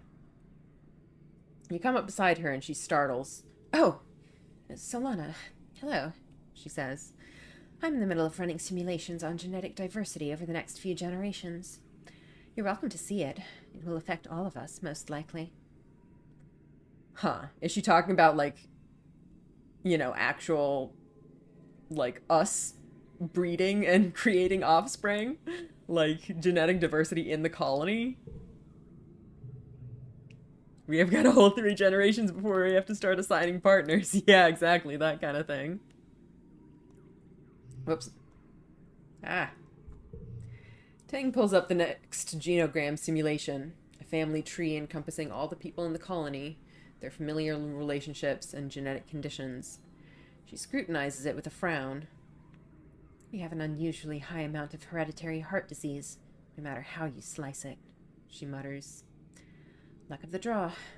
We've lost quite a bit more genetic diversity than the original geneticists of the Vertumna project anticipated. And that's not even counting those unwilling or unable to reproduce. She crosses her arms. It's possible to steer the ship out of it, so to speak, but it will take some purposeful breeding choices, at least for 5 to 6 generations. Oh, boy. Boy, oh, boy. Damn it, dang, I was joking. Well, let's verify the data, I guess. Tang gives you a curt smile and angles the hollow screen toward you. It sounds crude, she admits, but the colony will need to accept a certain level of oversight in this matter if we intend to survive, genetically speaking. Artificial insemination of material from Earth donors, even in love matches, for example. Huh. I guess, do we have material? You stare at the genogram until your eyes cross and shake your head. Tang laughs. It's terrifyingly complex, isn't it? She says. Imagine this process happens all the time, naturally.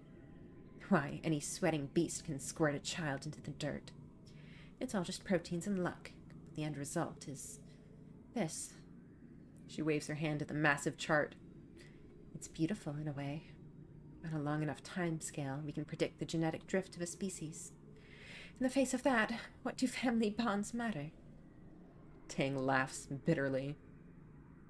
It's not as if sharing genes with someone guarantees you'll be a strong family unit. Does anyone really like their parents? Tang, I think you're projecting a bit there, yeah. Honestly, that is less bad than I was expecting.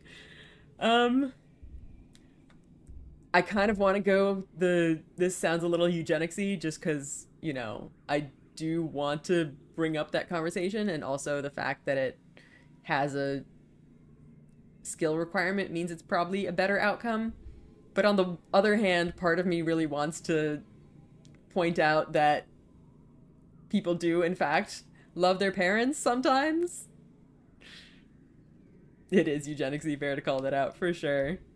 It's definitely tempting. Also, Tang, what did you do? Yeah. Like, I think on a personal level, I want to challenge her on the, does anyone really like their parents? But yeah, like your mom named a kid Depression. She was an outlier. Exactly. But on the other hand, I think the eugenics conversation should possibly also be had.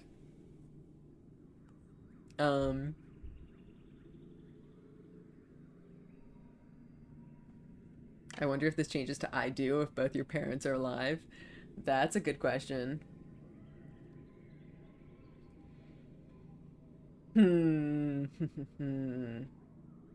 Let's see. Do we go for the eugenics conversation?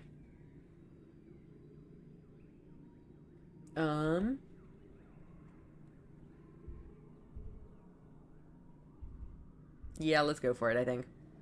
Like, dang, we both have dead mom trauma in this conversation, yeah. Tang looks affronted. You... what?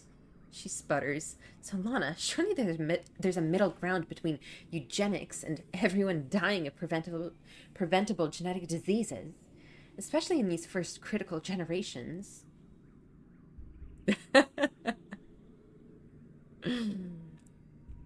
Cool motive, still eugenics. It is tempting. Because, like, that is the argument for eugenics. Like, that's the whole purpose behind it, to, like, breed people who are better. Like, it really isn't...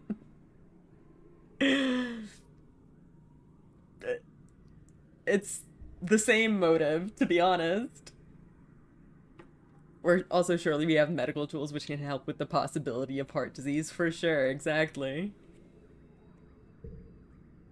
Tang rolls her eyes. Whatever, I'm still going to run the simulations. Then when your inbred great-great-great-grandchildren interface with my consciousness that I've uploaded into the colony AI, I can tell them I was right. That's such a petty thing to respond with. That's so funny. Have you never seen Gattaca Tang? Gattaca did not survive to the space future, probably. And yes, Tang, what did you do indeed? As for my own family, Tang continues, I feel no allegiance to any of them based on blood. If I had no family at all, that would be acceptable. Yeah, what about Dis? Tang says, I'm ashamed we're even related. Literally all he does is go out on expedition and talk to trees. Who even knows where he is right now? We know, Tang, you won't stop redisowning him. Poor Dis. Don't you miss your mother? You mean the depressed drunk who died when I was a kid? Tang retorts. No, not at all. If it wasn't for Chief Stewart Anne, I probably wouldn't even still be alive. Do you want kids and she'll disown him again? Yeah. Oh, Tang. Why are you like this, Tang? Tang looks thoughtfully at the genogram. Truthfully, I'm not entirely certain I can bear children. There must be limits to my gen-engineered body. I certainly didn't experience puberty to the extent that Mars did, for example.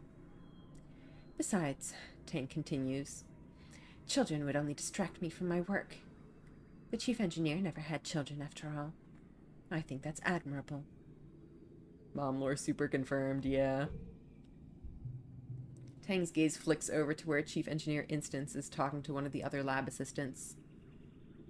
In some ways, I'm the child she never had. And she is the mother I wished I did have, she says quietly. We became close when we started my gender affirmation process, she continues.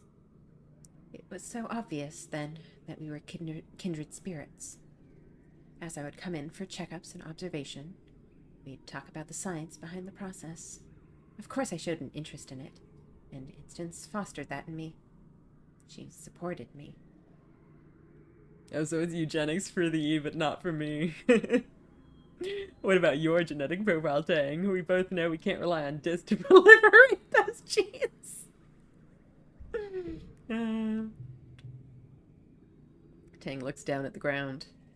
Unlike my own mother, who by that point had ceased to find joy in almost anything. As a eugenicist, don't you have a duty to pass down your brain genes to the colony? Haven't you thought of that, Tang? Yeah. What would I be without Instance? Tang says. The only things I have in life are what she gave me. Not just this body, but my passion, my hard work, my achievements. Without her, I would have nothing. I owe her everything. Tang clenches her fists so hard her arms quiver. No matter what Instance does, I'll support her. That definitely makes it sound like whatever the hell is going on, it was Instance's idea, and Tang just made herself go along with it. Yeah, what did Instance do? I think Instance did the bioweapon question marks, yep.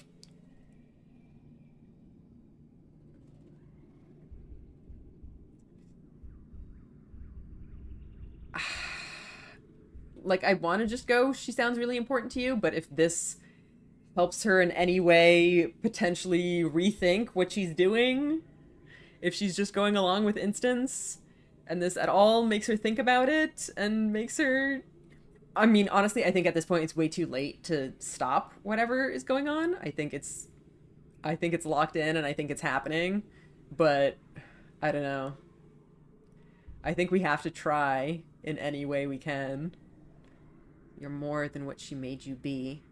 I feel like she's gonna hate hearing this, though, but I'm gonna try. You don't understand, Solana, Tang replies. I'm not burdened by this debt to Instance. I love what you helped me become. I'm grateful. Now, if you'll excuse me, she says, turning back to the genotype before her. I have our legacy to plan. Oh boy.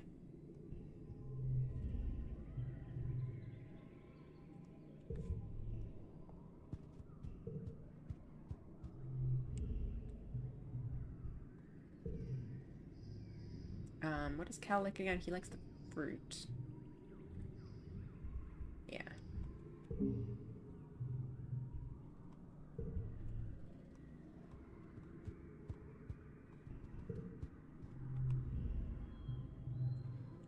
Nomi's perched up on a fence, swinging their legs as they watch colony life go by. Hey, Solana, they say with a wave. Sometimes it's nice to just sit and take a break. They pat the fence beside them as you haul yourself up. How are you hanging in there? Nomi asks. Me, I'm doing okay. I think other people have it way worse. So I just try to keep it light. I think they like crystals, if I remember correctly.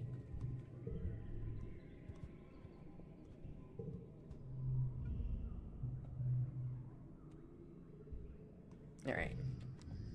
Dog log. Construction progress is happening. We'll do a hug, sure. Ooh. More stuff with Rex. I guess. Did we reach? Oh, wow. We're at 80 already. Dang. Alright, hang on. I need to go run to the bathroom real quick, and then we'll finish talking to everyone and go take our rest. Alright. BRB.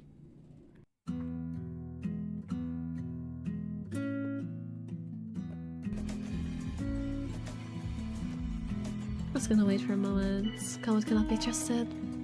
Yo, you're pretty sketchy there, comment. Why is everyone... Oh, that was an X-Hash, right? Why is everyone jumping on comments? I don't actually know. Also believe comments, we have lords without comment. I probably should have gone in defense there, but I don't actually know. Okay, let's see who's going to the fridge.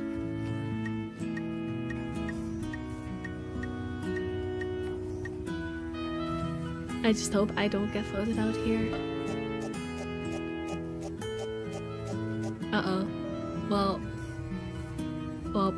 I probably should have voted for comment. I probably should have gone for the smart option and voted for comments. Well then.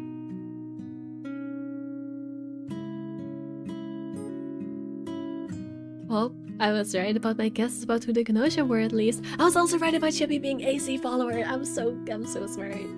Not really, but you know, I did good. Oh, good courage was the bug. Yeah, sure, that makes. I mean, I didn't know, but at least I had all my other guesses right. Yeah, I didn't oopsie. Alright, I wanna try playing as the bug. Let me play bug. Bug are enemies of both humans and Kenosha. They will not disappear when attacked, but they will be disappear when investigated by an engineer. They too can falsely pose as engineers and doctors. Yes. Hey, sorry I'm late. Let's take it easy, okay guys? Okay, so do I want to claim something is the question. Does it make me more or less likely to be...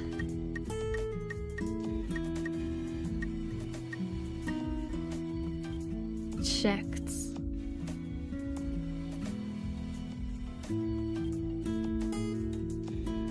I mean... Here's my logic. If I claim engineer, what's the chance another engineer would check me? Because they already know I'm probably evil, right? What happened? Here's as a bug, that's why she was attacking Comet. Well, that does make sense.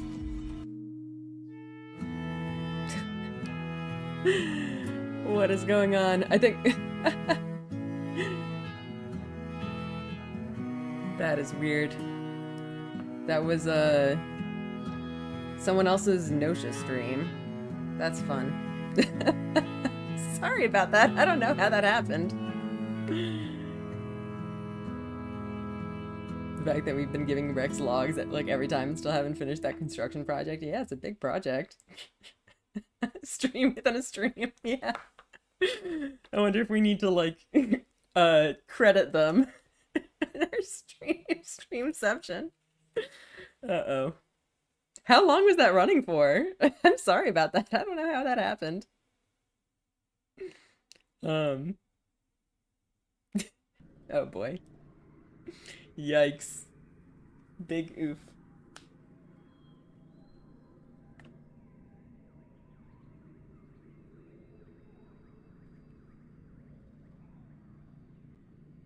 Alright. Back to game.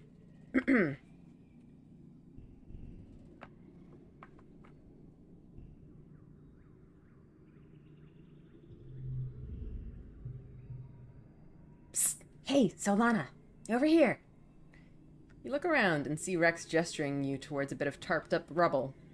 You head over and pop your head inside. Rex peers at you from the gloom, his heterochromatic eyes gleaming in the light of his hollow palm. Okay, look, he says. Get in here and close the tarp behind you. You settle in cross-legged beside Rex, and he shares his hollow screen with you. Look what I found, he says seriously. On the screen are some... well, wow. Those people are not wearing clothes. And they would very much like you to know that. Did he find porn? Now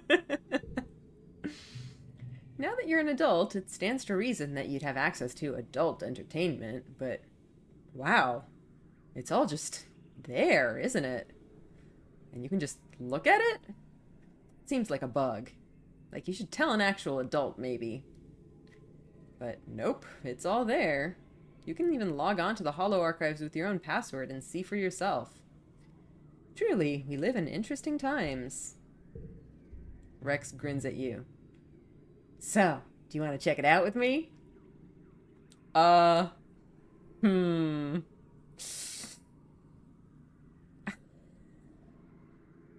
Honestly, part of me is really curious to see what would happen. What the heck is this gonna be? Oh man.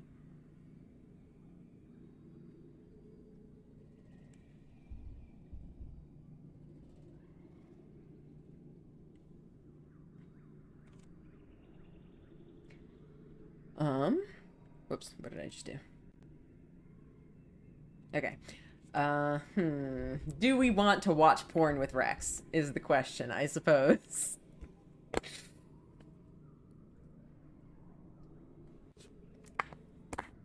You know what? Why not? Hell yeah, let's do it. Using our creativity score to critique the cinematography.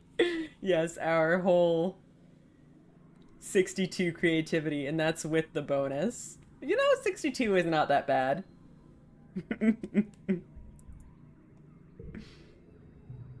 Rex shuffles over and you make yourself comfortable in the rubble. You scroll through the entertainment options. Geez, Rex murmurs, tipping his head to the side at one of the holovid thumbnails. I didn't know bodies could go that shape. Eventually you find one that looks, well, if not good, then at least entertaining. You spend an enjoyable hour or so in the company of Rex and a few dozen very nice strangers who seem to like not wearing clothes and getting stuck in weird places. Rex laughs and claps and makes scandalized noises at the good parts, and you learn a lot of feeling multiple emotions at the same time. Wow, we do this for a whole hour. Crazy. Eventually, you run out of laughs and Rex closes his hollow palm. Wow, he says. Moral of the story, old Earth humans had a lot of time on their hands, right? He wipes tears of mirth from his eyes. That was a blast. We should do it again sometime. Can you send me that one where they... What happened to Earth? Good question. Oh yeah, the one with the... Rex answers, knowing immediately which one you meant. The haptics in your hollow palm pulse as he sends you a link to its location in the Hollow Archive. You continue going through the Hollow Archives together until you hear someone calling Rex's name. His ears sag as he laughs nervously. Whoops, he says. Guess I gotta get back to work. Rex gives you a jaunty wave and leaves before someone can find him. Why does everyone talk like it's dead? Well, it's maybe not dead, but at least kind of dead to us. Like, we're cut off from it. And it does seem like there was, like, wars and stuff. Although, that's not really news. There's wars on Earth all the time.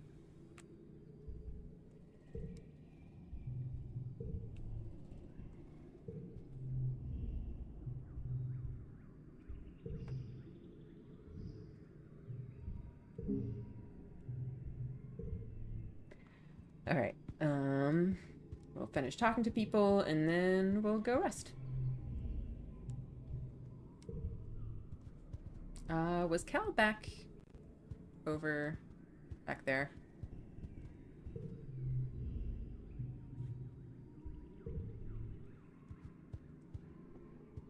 We disconnected again.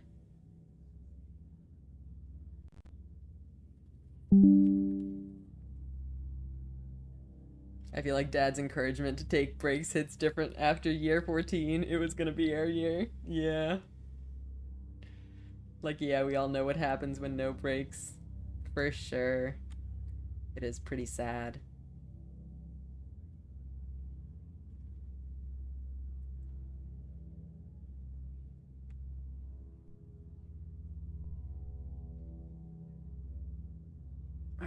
Can we max them out? I think we can.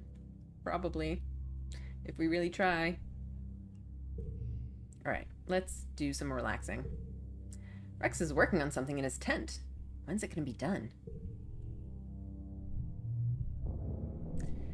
Do we get rid of the sentimental cotton candy? Maybe we should.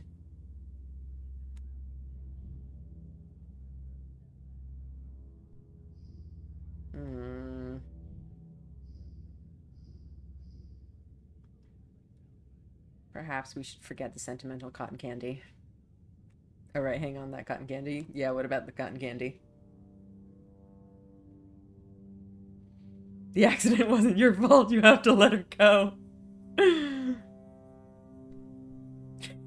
I had a thought for future runs. I mean, we don't know that. I guess we don't, technically.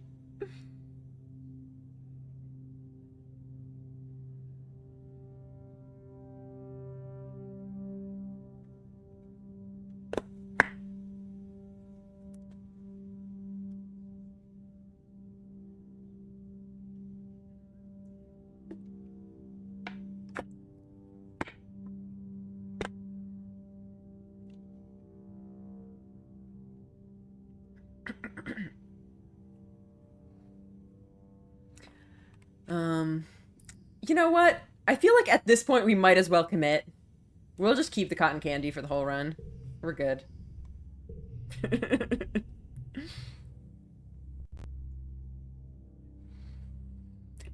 Rex has called a meeting all interesting partiers, his words, to join him for the unveiling of his bar. We're unveiling the bar! How exciting! He's amassed a huge crowd. By this point, everyone's heard about his mission. Nomi's here, of course, bopping around like they're about to explode with pride. Ladies, gents, and those who defy classification, Rex begins, winking at Nomi. The time has come for this colony to have what it really needs. A place to partay! With that, Rex flips on the house lights. The crowd gasps and blinks around in awe. There's so much to see. It's an ambitious build. There's a stage and a dance floor for live music, and there's a bunch of low tables and some cute little booths with red cushions, and, of course, there's a bar fully stocked with various liquors Rex must have been able to coax out of somebody's hobby still. Finally, enough logs, yeah. Okay, so we know Tammy. So Tammy is savable, which we know from future Wormhole's her whole self, and the cotton candy was a cue for what month it happened, right? Because I do not remember offhand. Yeah, it was definitely like right after we got the cotton candy. I don't remember exactly what month it was, but I do think we can use the cotton candy as a cue. Rex drinks in everyone's reactions, beaming with pride. Well, don't just stand there, he says. Let's get at her.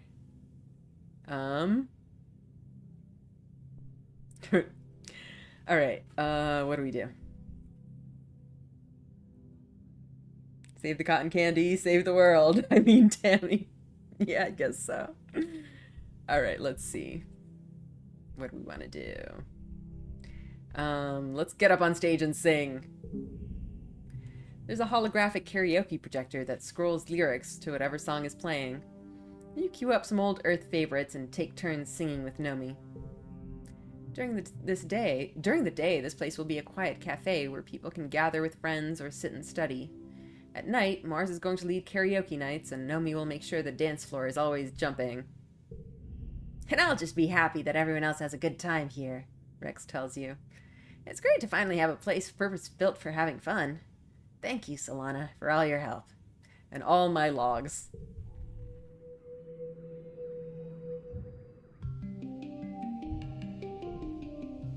Alright.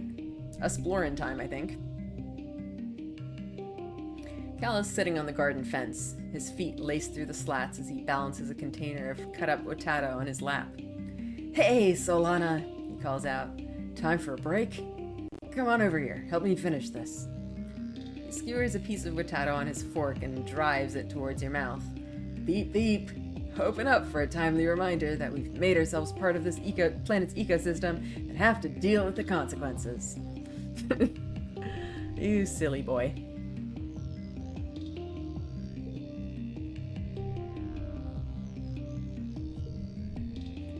I want to check if anyone else's birthday is coming up. I don't think so. I think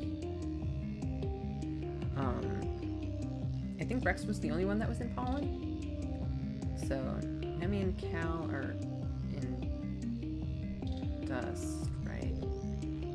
Early dust, late dust. These are late wet, early wet.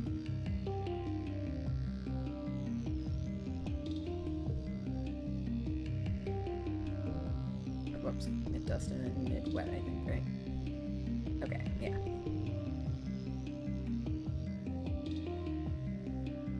Theorizing, not looking for answers. Is the possible bioweapon triggered by pollen stuff? Is that what made things too late? Yeah, I don't know.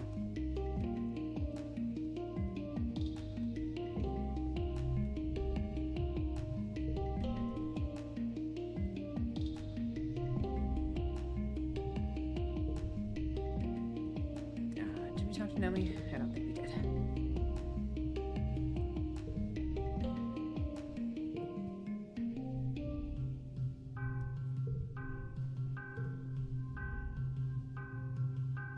Mars squints up at the sky.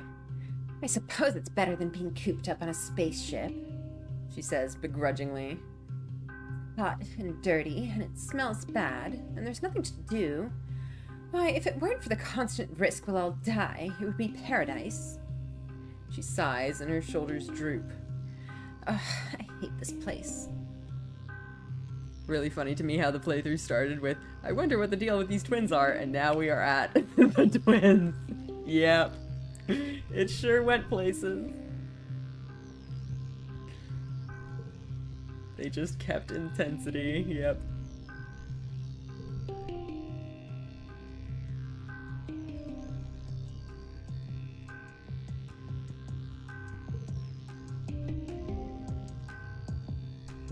Alright. Out we go. Hey. Okay, where do we want to go? Ridge has engineering, which is good. I think Ridge is probably the way to go. Also, we can maybe get some, what's it? Some doodads for Vase.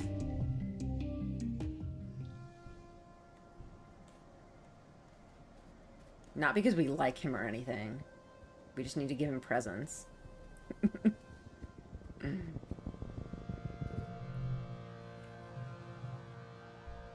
I think we've had this one before.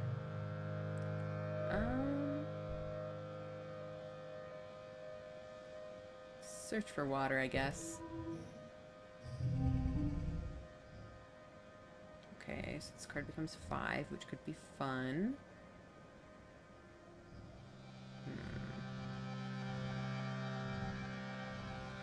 I guess we could get a pair.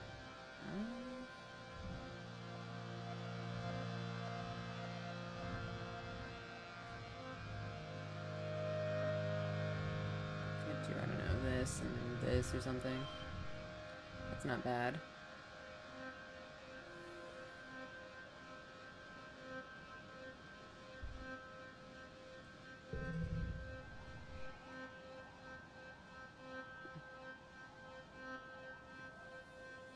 That is very annoying.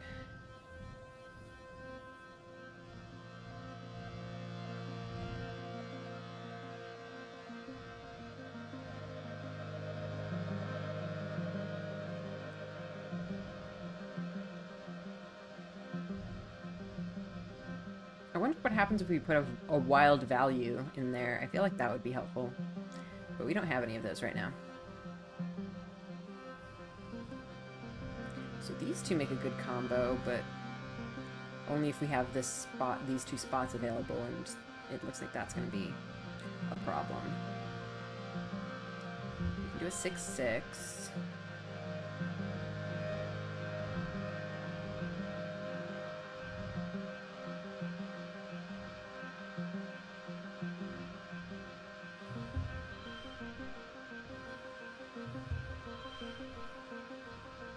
We can do something like that. Although, maybe we should keep the... should probably keep the gem.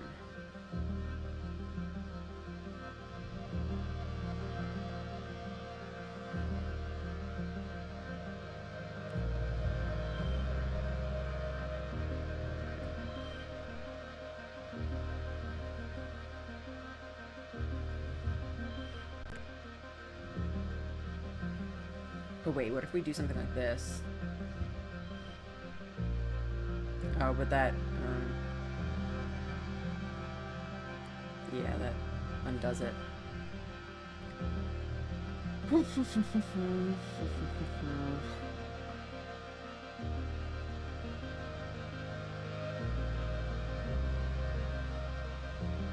guess we can use that.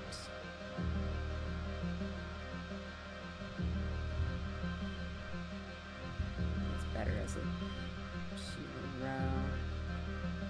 I guess we could use this, but then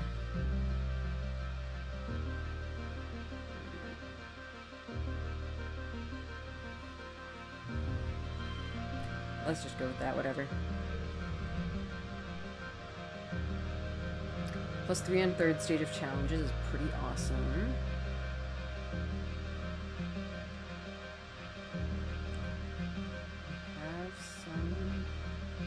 I feel like this card is kind of shit though, so even with the gem combo, it's maybe not the best thing to do.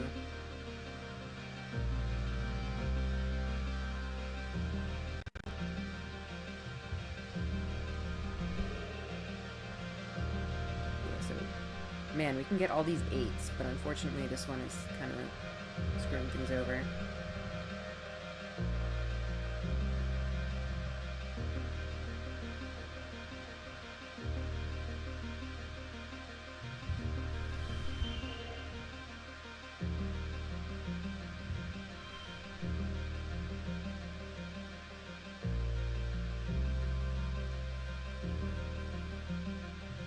No, not there. Here. Can we get a 5 in there? Don't think we can.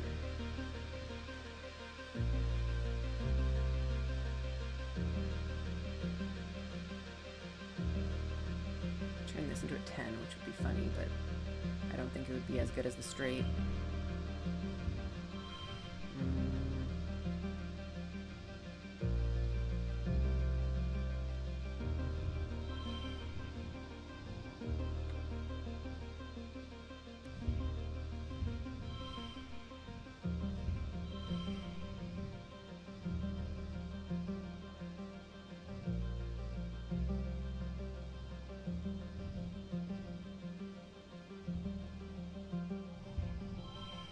Whatever, I think we'll just go with that.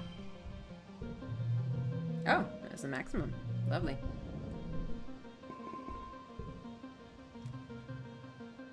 Well, we did not need to gain any stress, unfortunately.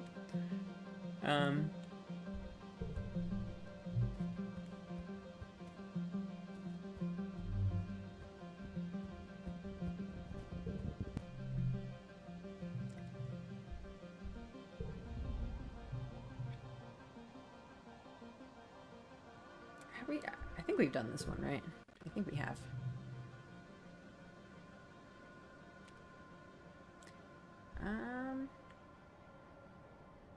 I guess we might as well do it. Although we should probably go through and like do the boss events and stuff first, and then we can go back if we have spare stress. I feel like we should be able to do the entire exploration in one go, more or less, but still.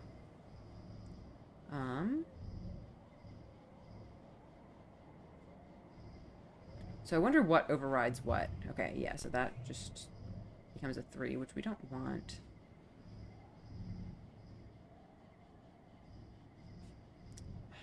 Three is honestly kind of shit in this situation, but we could potentially get stuff out of it.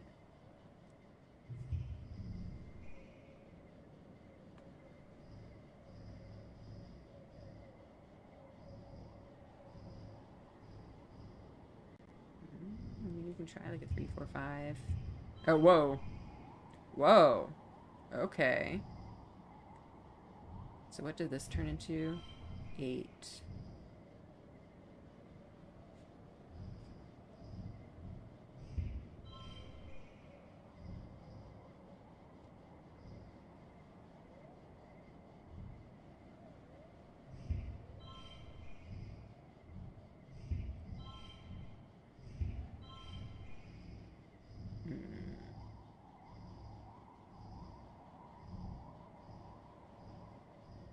Well, we don't have a freaking...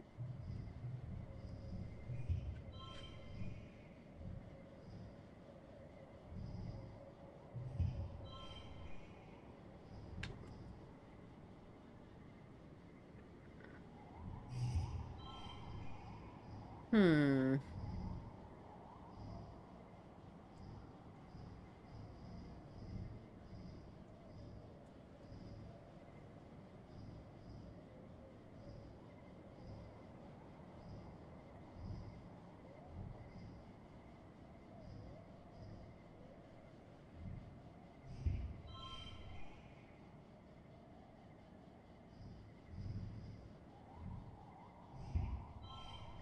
I guess maybe we go with this one.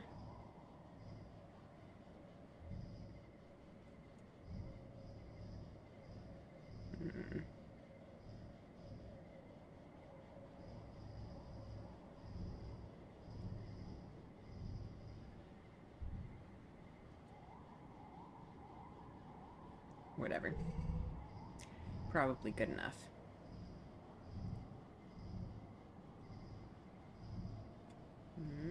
So what if we just do a...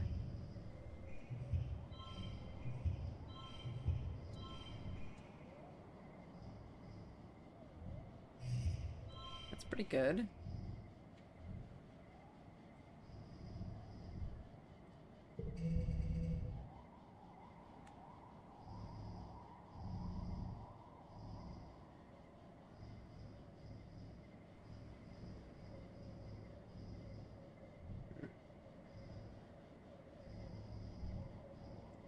Pretty high.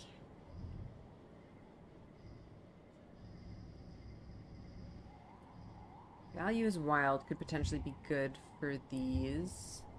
Oh, and I mean, it's a 3 to begin with, so...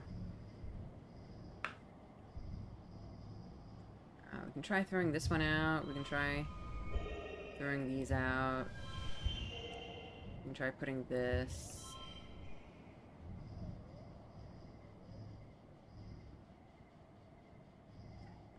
So we get in... That's going to turn into a 7.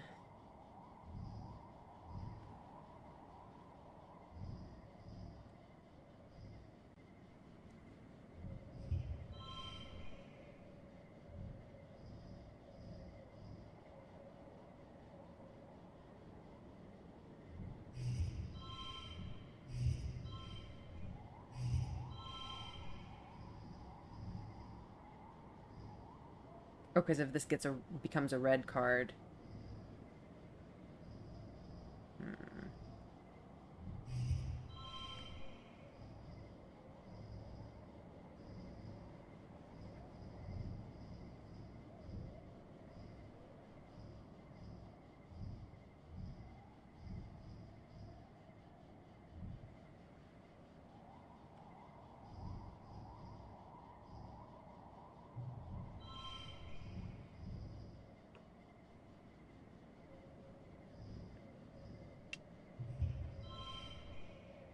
Ooh, nice.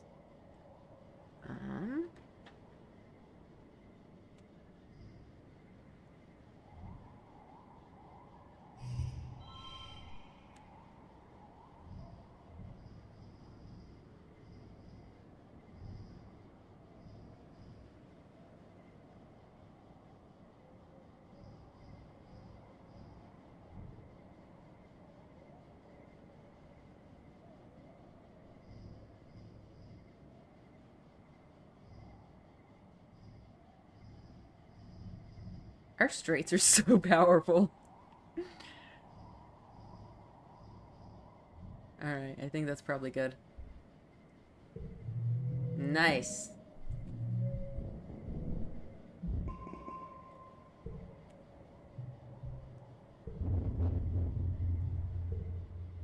10 minutes later, there's a new fly following. Uh-oh.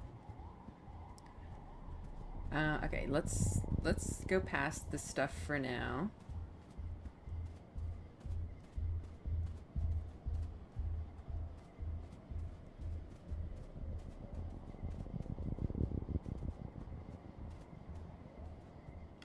Right, this is the loop. We looped. We're good. Yeah, let's do this thing. You find your way blocked by a massive wall. Now a hollow pillar. Knocked over and lying on its side in the sand. It's absolutely massive. It stretches to your left and right, at least a kilometer in each direction. Though at some points it's crumbled enough that you could likely scale over it. Hell yeah, let's do it.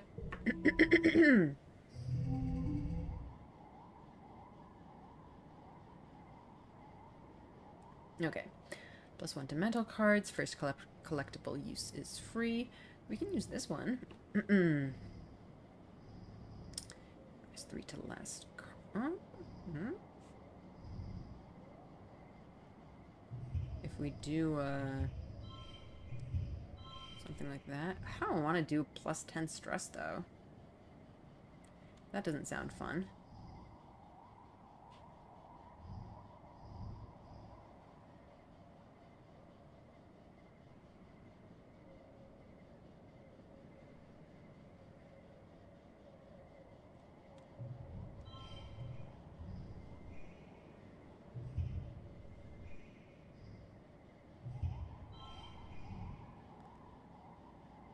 Could do that, I guess. Although it's a bit of a waste of a gem.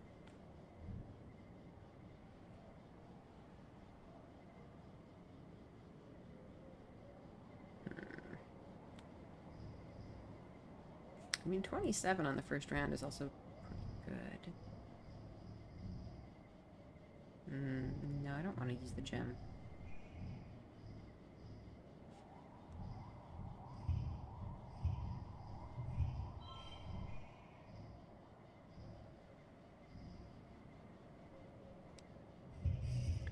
I mean, we could also...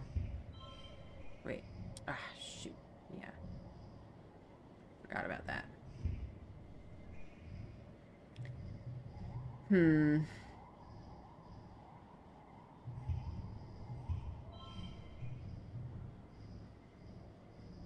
let's try to keep the gems, I think.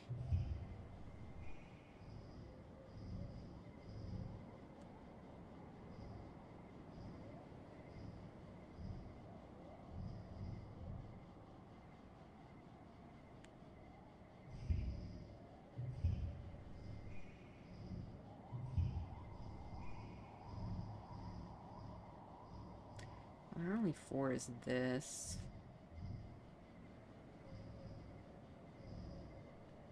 We could... No.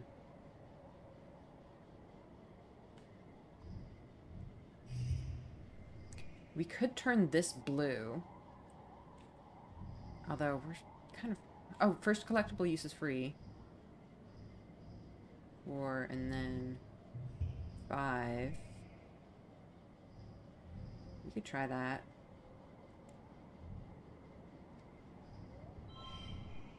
Sure, why not? Okay.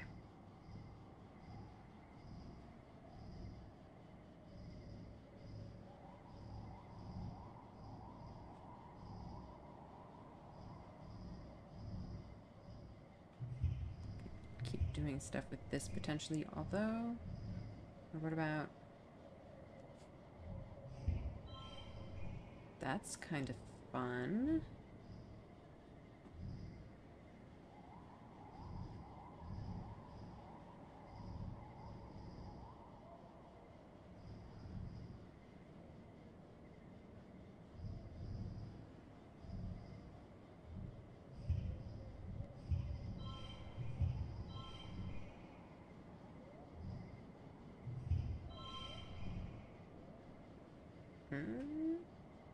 Maybe not ideal, but we do get a straight, which is very good.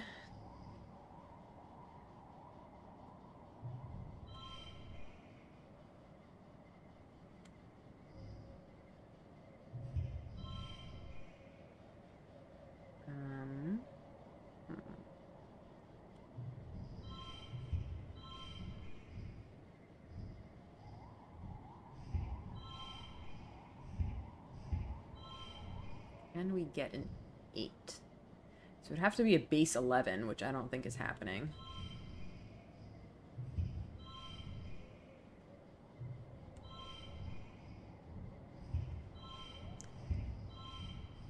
I guess a pair is probably the best we can hope for right now. Okay, let's see what we have by way of gem combo. 12, that's crazy.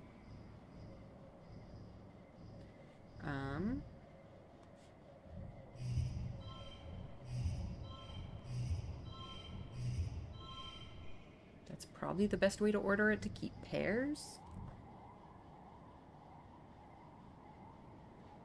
Plus 6 if this has the highest value on a 3. When we have a 12. Could you imagine? Could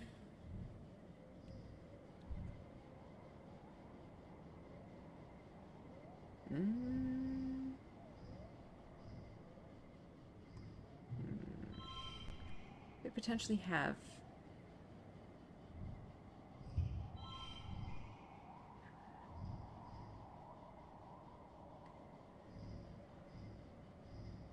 We could have a 4 here.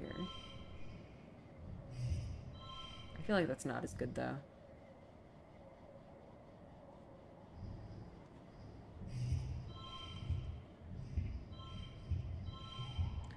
41. Honestly, I think we might as well just take it, whatever. Clearly not very good. 41 out of 46. Well, it did something. You find more scraps of convergent domain writing and technology. You document everything to bring back to Utopia. Alright. Well, there's Utopia. Utopia has sent a team of geologists to get a closer look at this region's weird terrain. You come across them working, and Utopia beckons you over. Solana, she says, drawing everyone's attention to you. Solana, come here. Everyone, Solana's been working in this area a while, and I'm sure she's got plenty of information on what's out here. The geologists politely turn towards you and listen. Here's what we've got so far, Utopia says, speaking directly to you. Judging from how the layers of sedimentation are broken up, this place used to be pretty flat, for there must have been a ton of earthquake activity, ripping up the land and bringing up these huge ridges. We can date the quakes around the time a lot of these ruins were created, she adds. And we're looking, but we haven't seen anything built after them. Like that was it for the old convergent domain. Yeah, I think we've seen this dialogue before. These broken up layers are the same across the planet. Something sure happened about 20,000 years ago. Yeah, I think this was an event where we could, like, share whatever findings we had, and we didn't have anything else at the time, and I think we have a new thing now. Share your findings, I guess. 20 kudos, nice. So what now? Utopia asks. I ain't never heard of that, she says, and the geologists all exchange similar looks. You explain that the convergent domain had this huge computer network, and some of it is still running. It was used to study and maintain the planet. It might even be dangerous. I don't know how much of this we should really be telling them. Utopia doesn't look convinced. I'm not one to throw out a theory, but that's pretty far-fetched, Solana. All we've seen are ruins. She squints and thinks it over. Well, if that's true, maybe something went wrong with this array, and it overloaded all the solar crystals. That level of cataclysmic disaster is the sort of thing that might end a civilization. One of them talks and his name is Sim. Delusions, yeah. Well, okay, I'm glad that even mentioning Sim would clearly not be taken seriously, but just to be safe, I'm not gonna say anything. Help them work. You set up a drone hive to measure the sediment layers along the cliffside and learn a few things about rocks. Yeah, even with the Delusions card, for sure. I do not want to be giving out such sensitive information.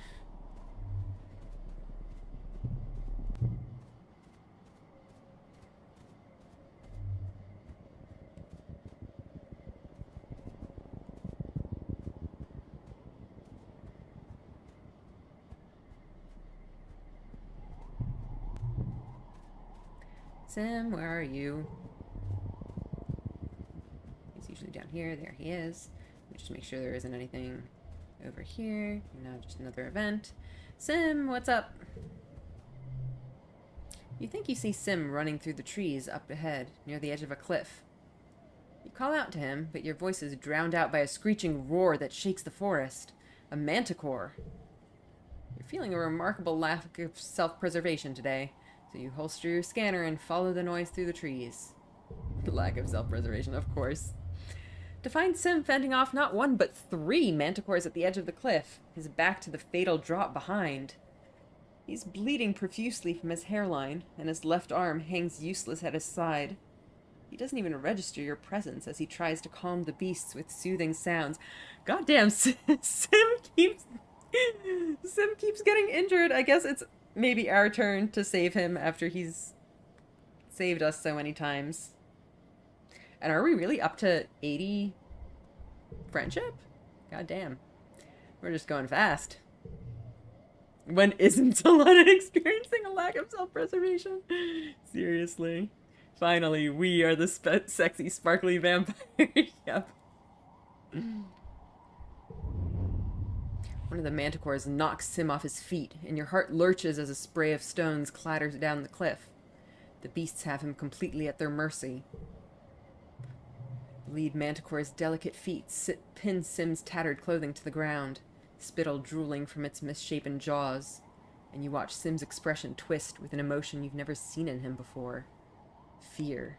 Absolutely, we're saving him. Mortal Kombat. Goal 99. Well, I think we can do it. Alright. How are our cards? Oh boy, Delusions. Lovely. Value is wild. We've got some 6s. I just want to neighboring cards. Fuck that. We've got some 4s. We've got some gems. You know, it might actually maybe be fun to do a thing. 8. 17 on the first round is not terrible.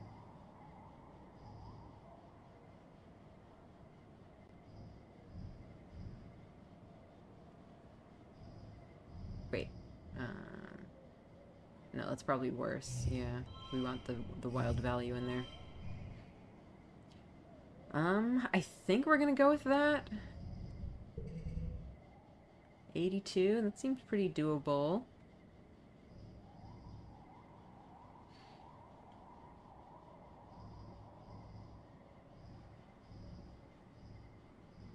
Okay, well, we only have 1 gem card so far, but we can try to get more.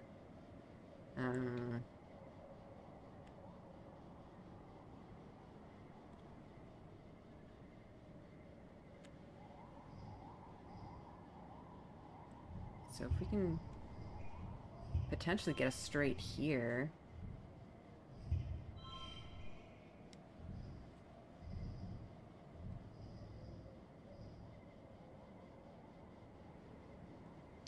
I don't don't think that's good enough, though. 34, though, that's not bad at all. And we keep our gem combo cards. We keep this for later.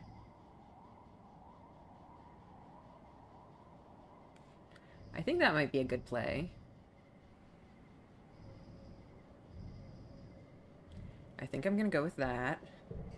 Okay, 48 seems totally doable. I think we've got this in the bag. All right, let's see. We've got gem combo, 8/8, nice, nice. Ooh, +6 here. Well, we can do that. 10.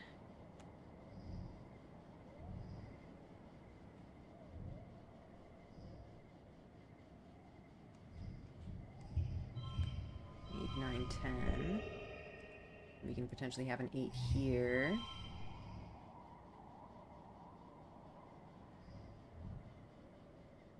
Although, honestly, can we get a 7 in there is the question. 7. With an item use, we probably could.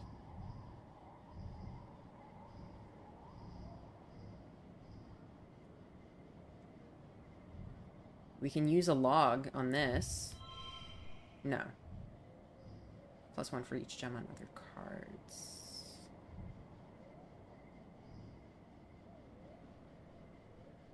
I mean, that by itself is also maybe not a bad idea. We have to save some, like, with style. Yeah, exactly.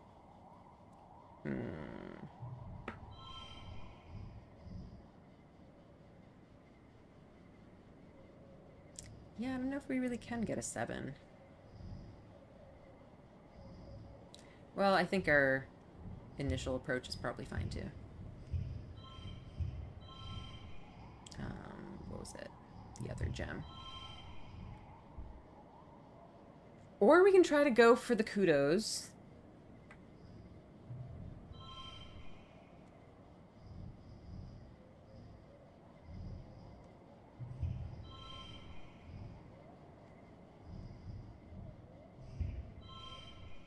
Ah, 1 off. Alright, whatever. I think we're fine. What was the max? 58. Cool. 1 combat. Somehow, using all of your strength and then more, you defeat the lead manticore. The 2 smaller ones scatter, hissing their displeasure and biting at each other. With the death of their alpha, negotiating their new pack dynamics should distract them for a while. I do wonder, like, how often Sim has potentially gotten himself injured saving us in the past. Because we've already seen him get himself into a couple of sticky situations. Oh, Sim. Are you okay? Sim waves you off with the arm that doesn't hang limp at his side. I'm fine, he gasps. I feel pain, but it does not control my behavior as much as it seems to in humans. That doesn't mean it's okay. You and Sim both collapse into the dirt, breathing hard.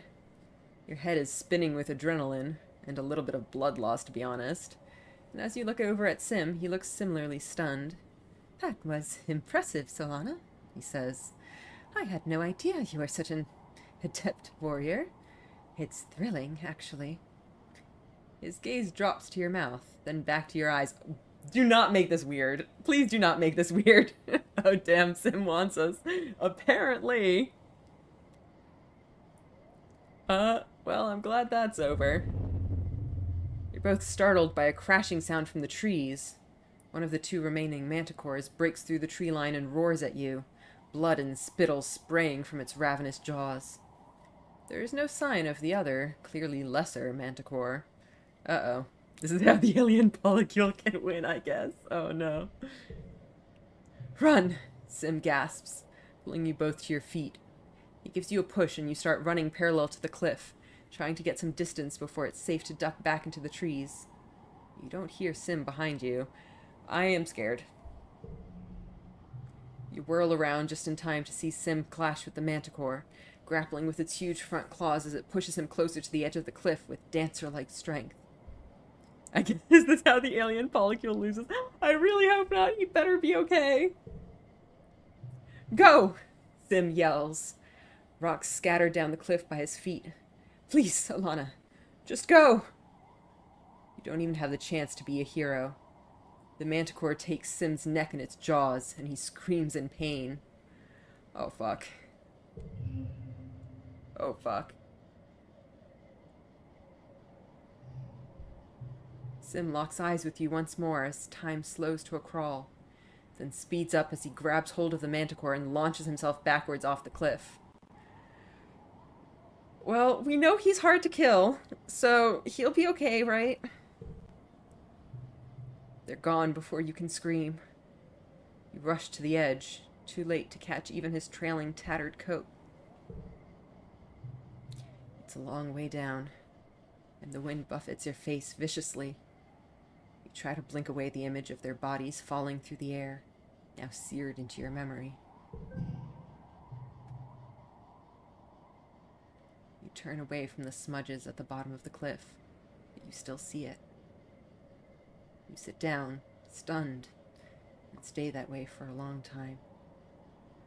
How can he be gone, just like that? Dead.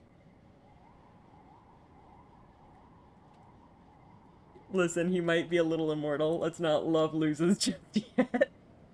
I can't believe our situationship's boyfriend is dead. Oh no. Oh no. I'm still coping. It's fine. He'll be okay. He'll be okay. There won't be any funeral for him, the alien who would be human. It's not like you can bring his remains home to be properly recycled. It's a small comfort that at least out here, it won't be long until nature takes its course. Sim would probably have wanted that. You think?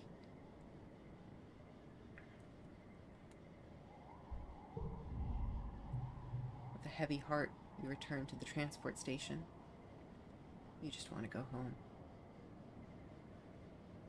How do we break this to Dis? I am afeared for Dis's mental health with this. Yeah. Fuck. Oh, fuck. That was rough. I mean, I still have some sliver of hope that he might survive, but... Fuck. Oh my god.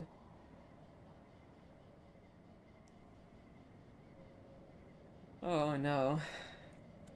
I'm not even gonna check his status in the friends list. Listen, Dis, he might be mortal. We don't know yet.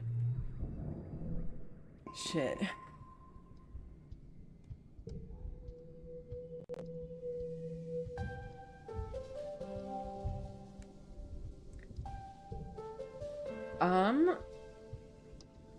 Well...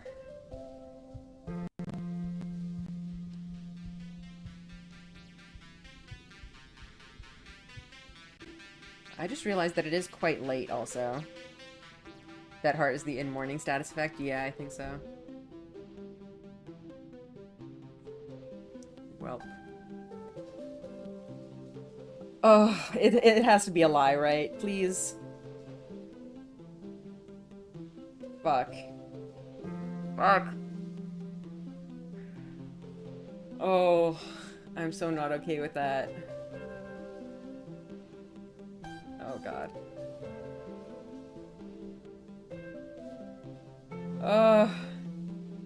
And like, I wonder what would happen if you didn't talk to him there? Like, presumably, if we didn't try to help him, he would just get killed by the manticore anyway. But like, I don't feel like this game could just like kill him off screen, you know? I don't know. What would happen? Oh god.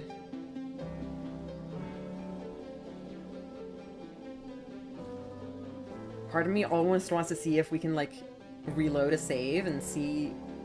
Like, I don't want to do that because I don't want to, like... What's the word? Like, save scum this. I want to, you know, actually deal with the consequences of my actions. But, oh my god. Okay, well... We'll continue for now. And we'll see if it turns out he miraculously survived. That'll be great. If not, if we get to the end of this playthrough and it turns out that he's actually permanently dead, then we'll just figure out,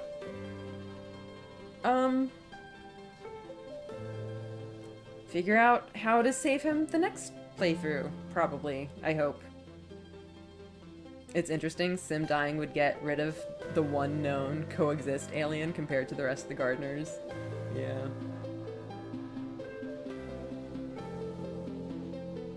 To be fair, I think every other death except Calm has been off-screen. Yeah, I guess there's just usually, you know, some event that, like, lets you know that something happened. I don't know if we would get something like that for Sim. Yeah, and Mom. Because, like, apart from us and Dis, like, no one really interacts with him. Like, would Dis just come across his body and be like, hey, Solana, so, I saw something out there that you should know about. I don't know, like, how else would it be handled? Obviously, I don't want any answers about that. Just kind of wondering aloud. Yeah, what would happen? I don't know. The fact that we did not immediately tell Dis about Sim is also interesting. Does he know? Did we tell him? Yeah. Poor Dis, too. He would definitely not take that well. Fuck.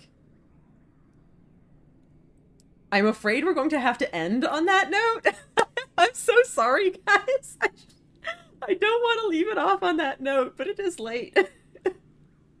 I'm genuinely so upset about this. Oh, fuck.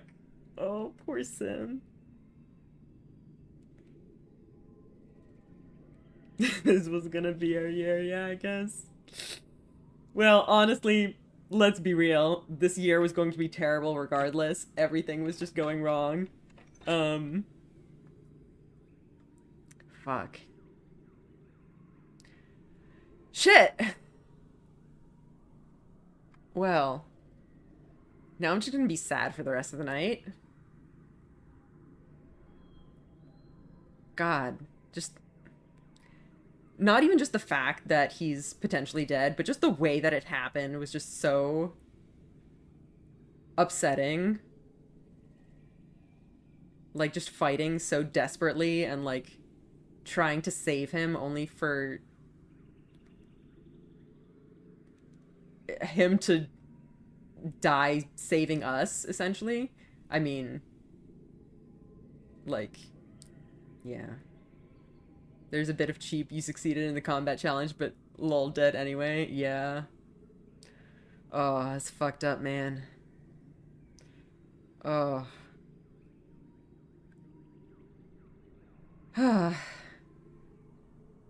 Well. Well, we'll hold out hope. There might still be a chance. To be fair, they do constantly reinforce just how dangerous manticores are, yeah.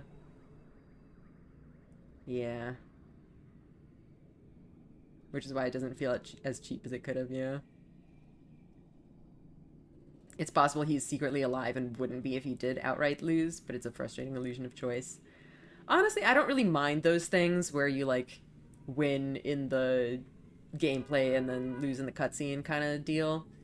I'm not really bothered by that. But... like, I don't have a problem with it from, like, a game design standpoint. I do think it's upsetting, but I guess if anything, that just makes it hit harder.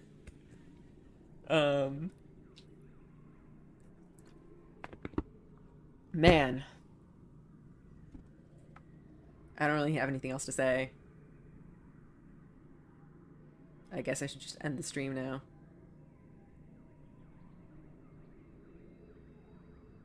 Well, alright. That's it, I guess. Oh no.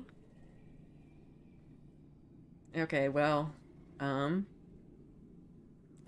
see you guys on Tuesday, I guess. Next time we run out of time, yeah. I assume we're probably going to be ending the game next time. We do have half a year to go through, which is a decent amount of time, and depending on how long the, end of the year stuff goes, I feel like it's going to be next time. I feel like we're just going to go through the rest of the year and finish the game. All right. Well, thanks for coming. Thanks for getting traumatized with me. All right. I'll see you guys on Tuesday. Bye.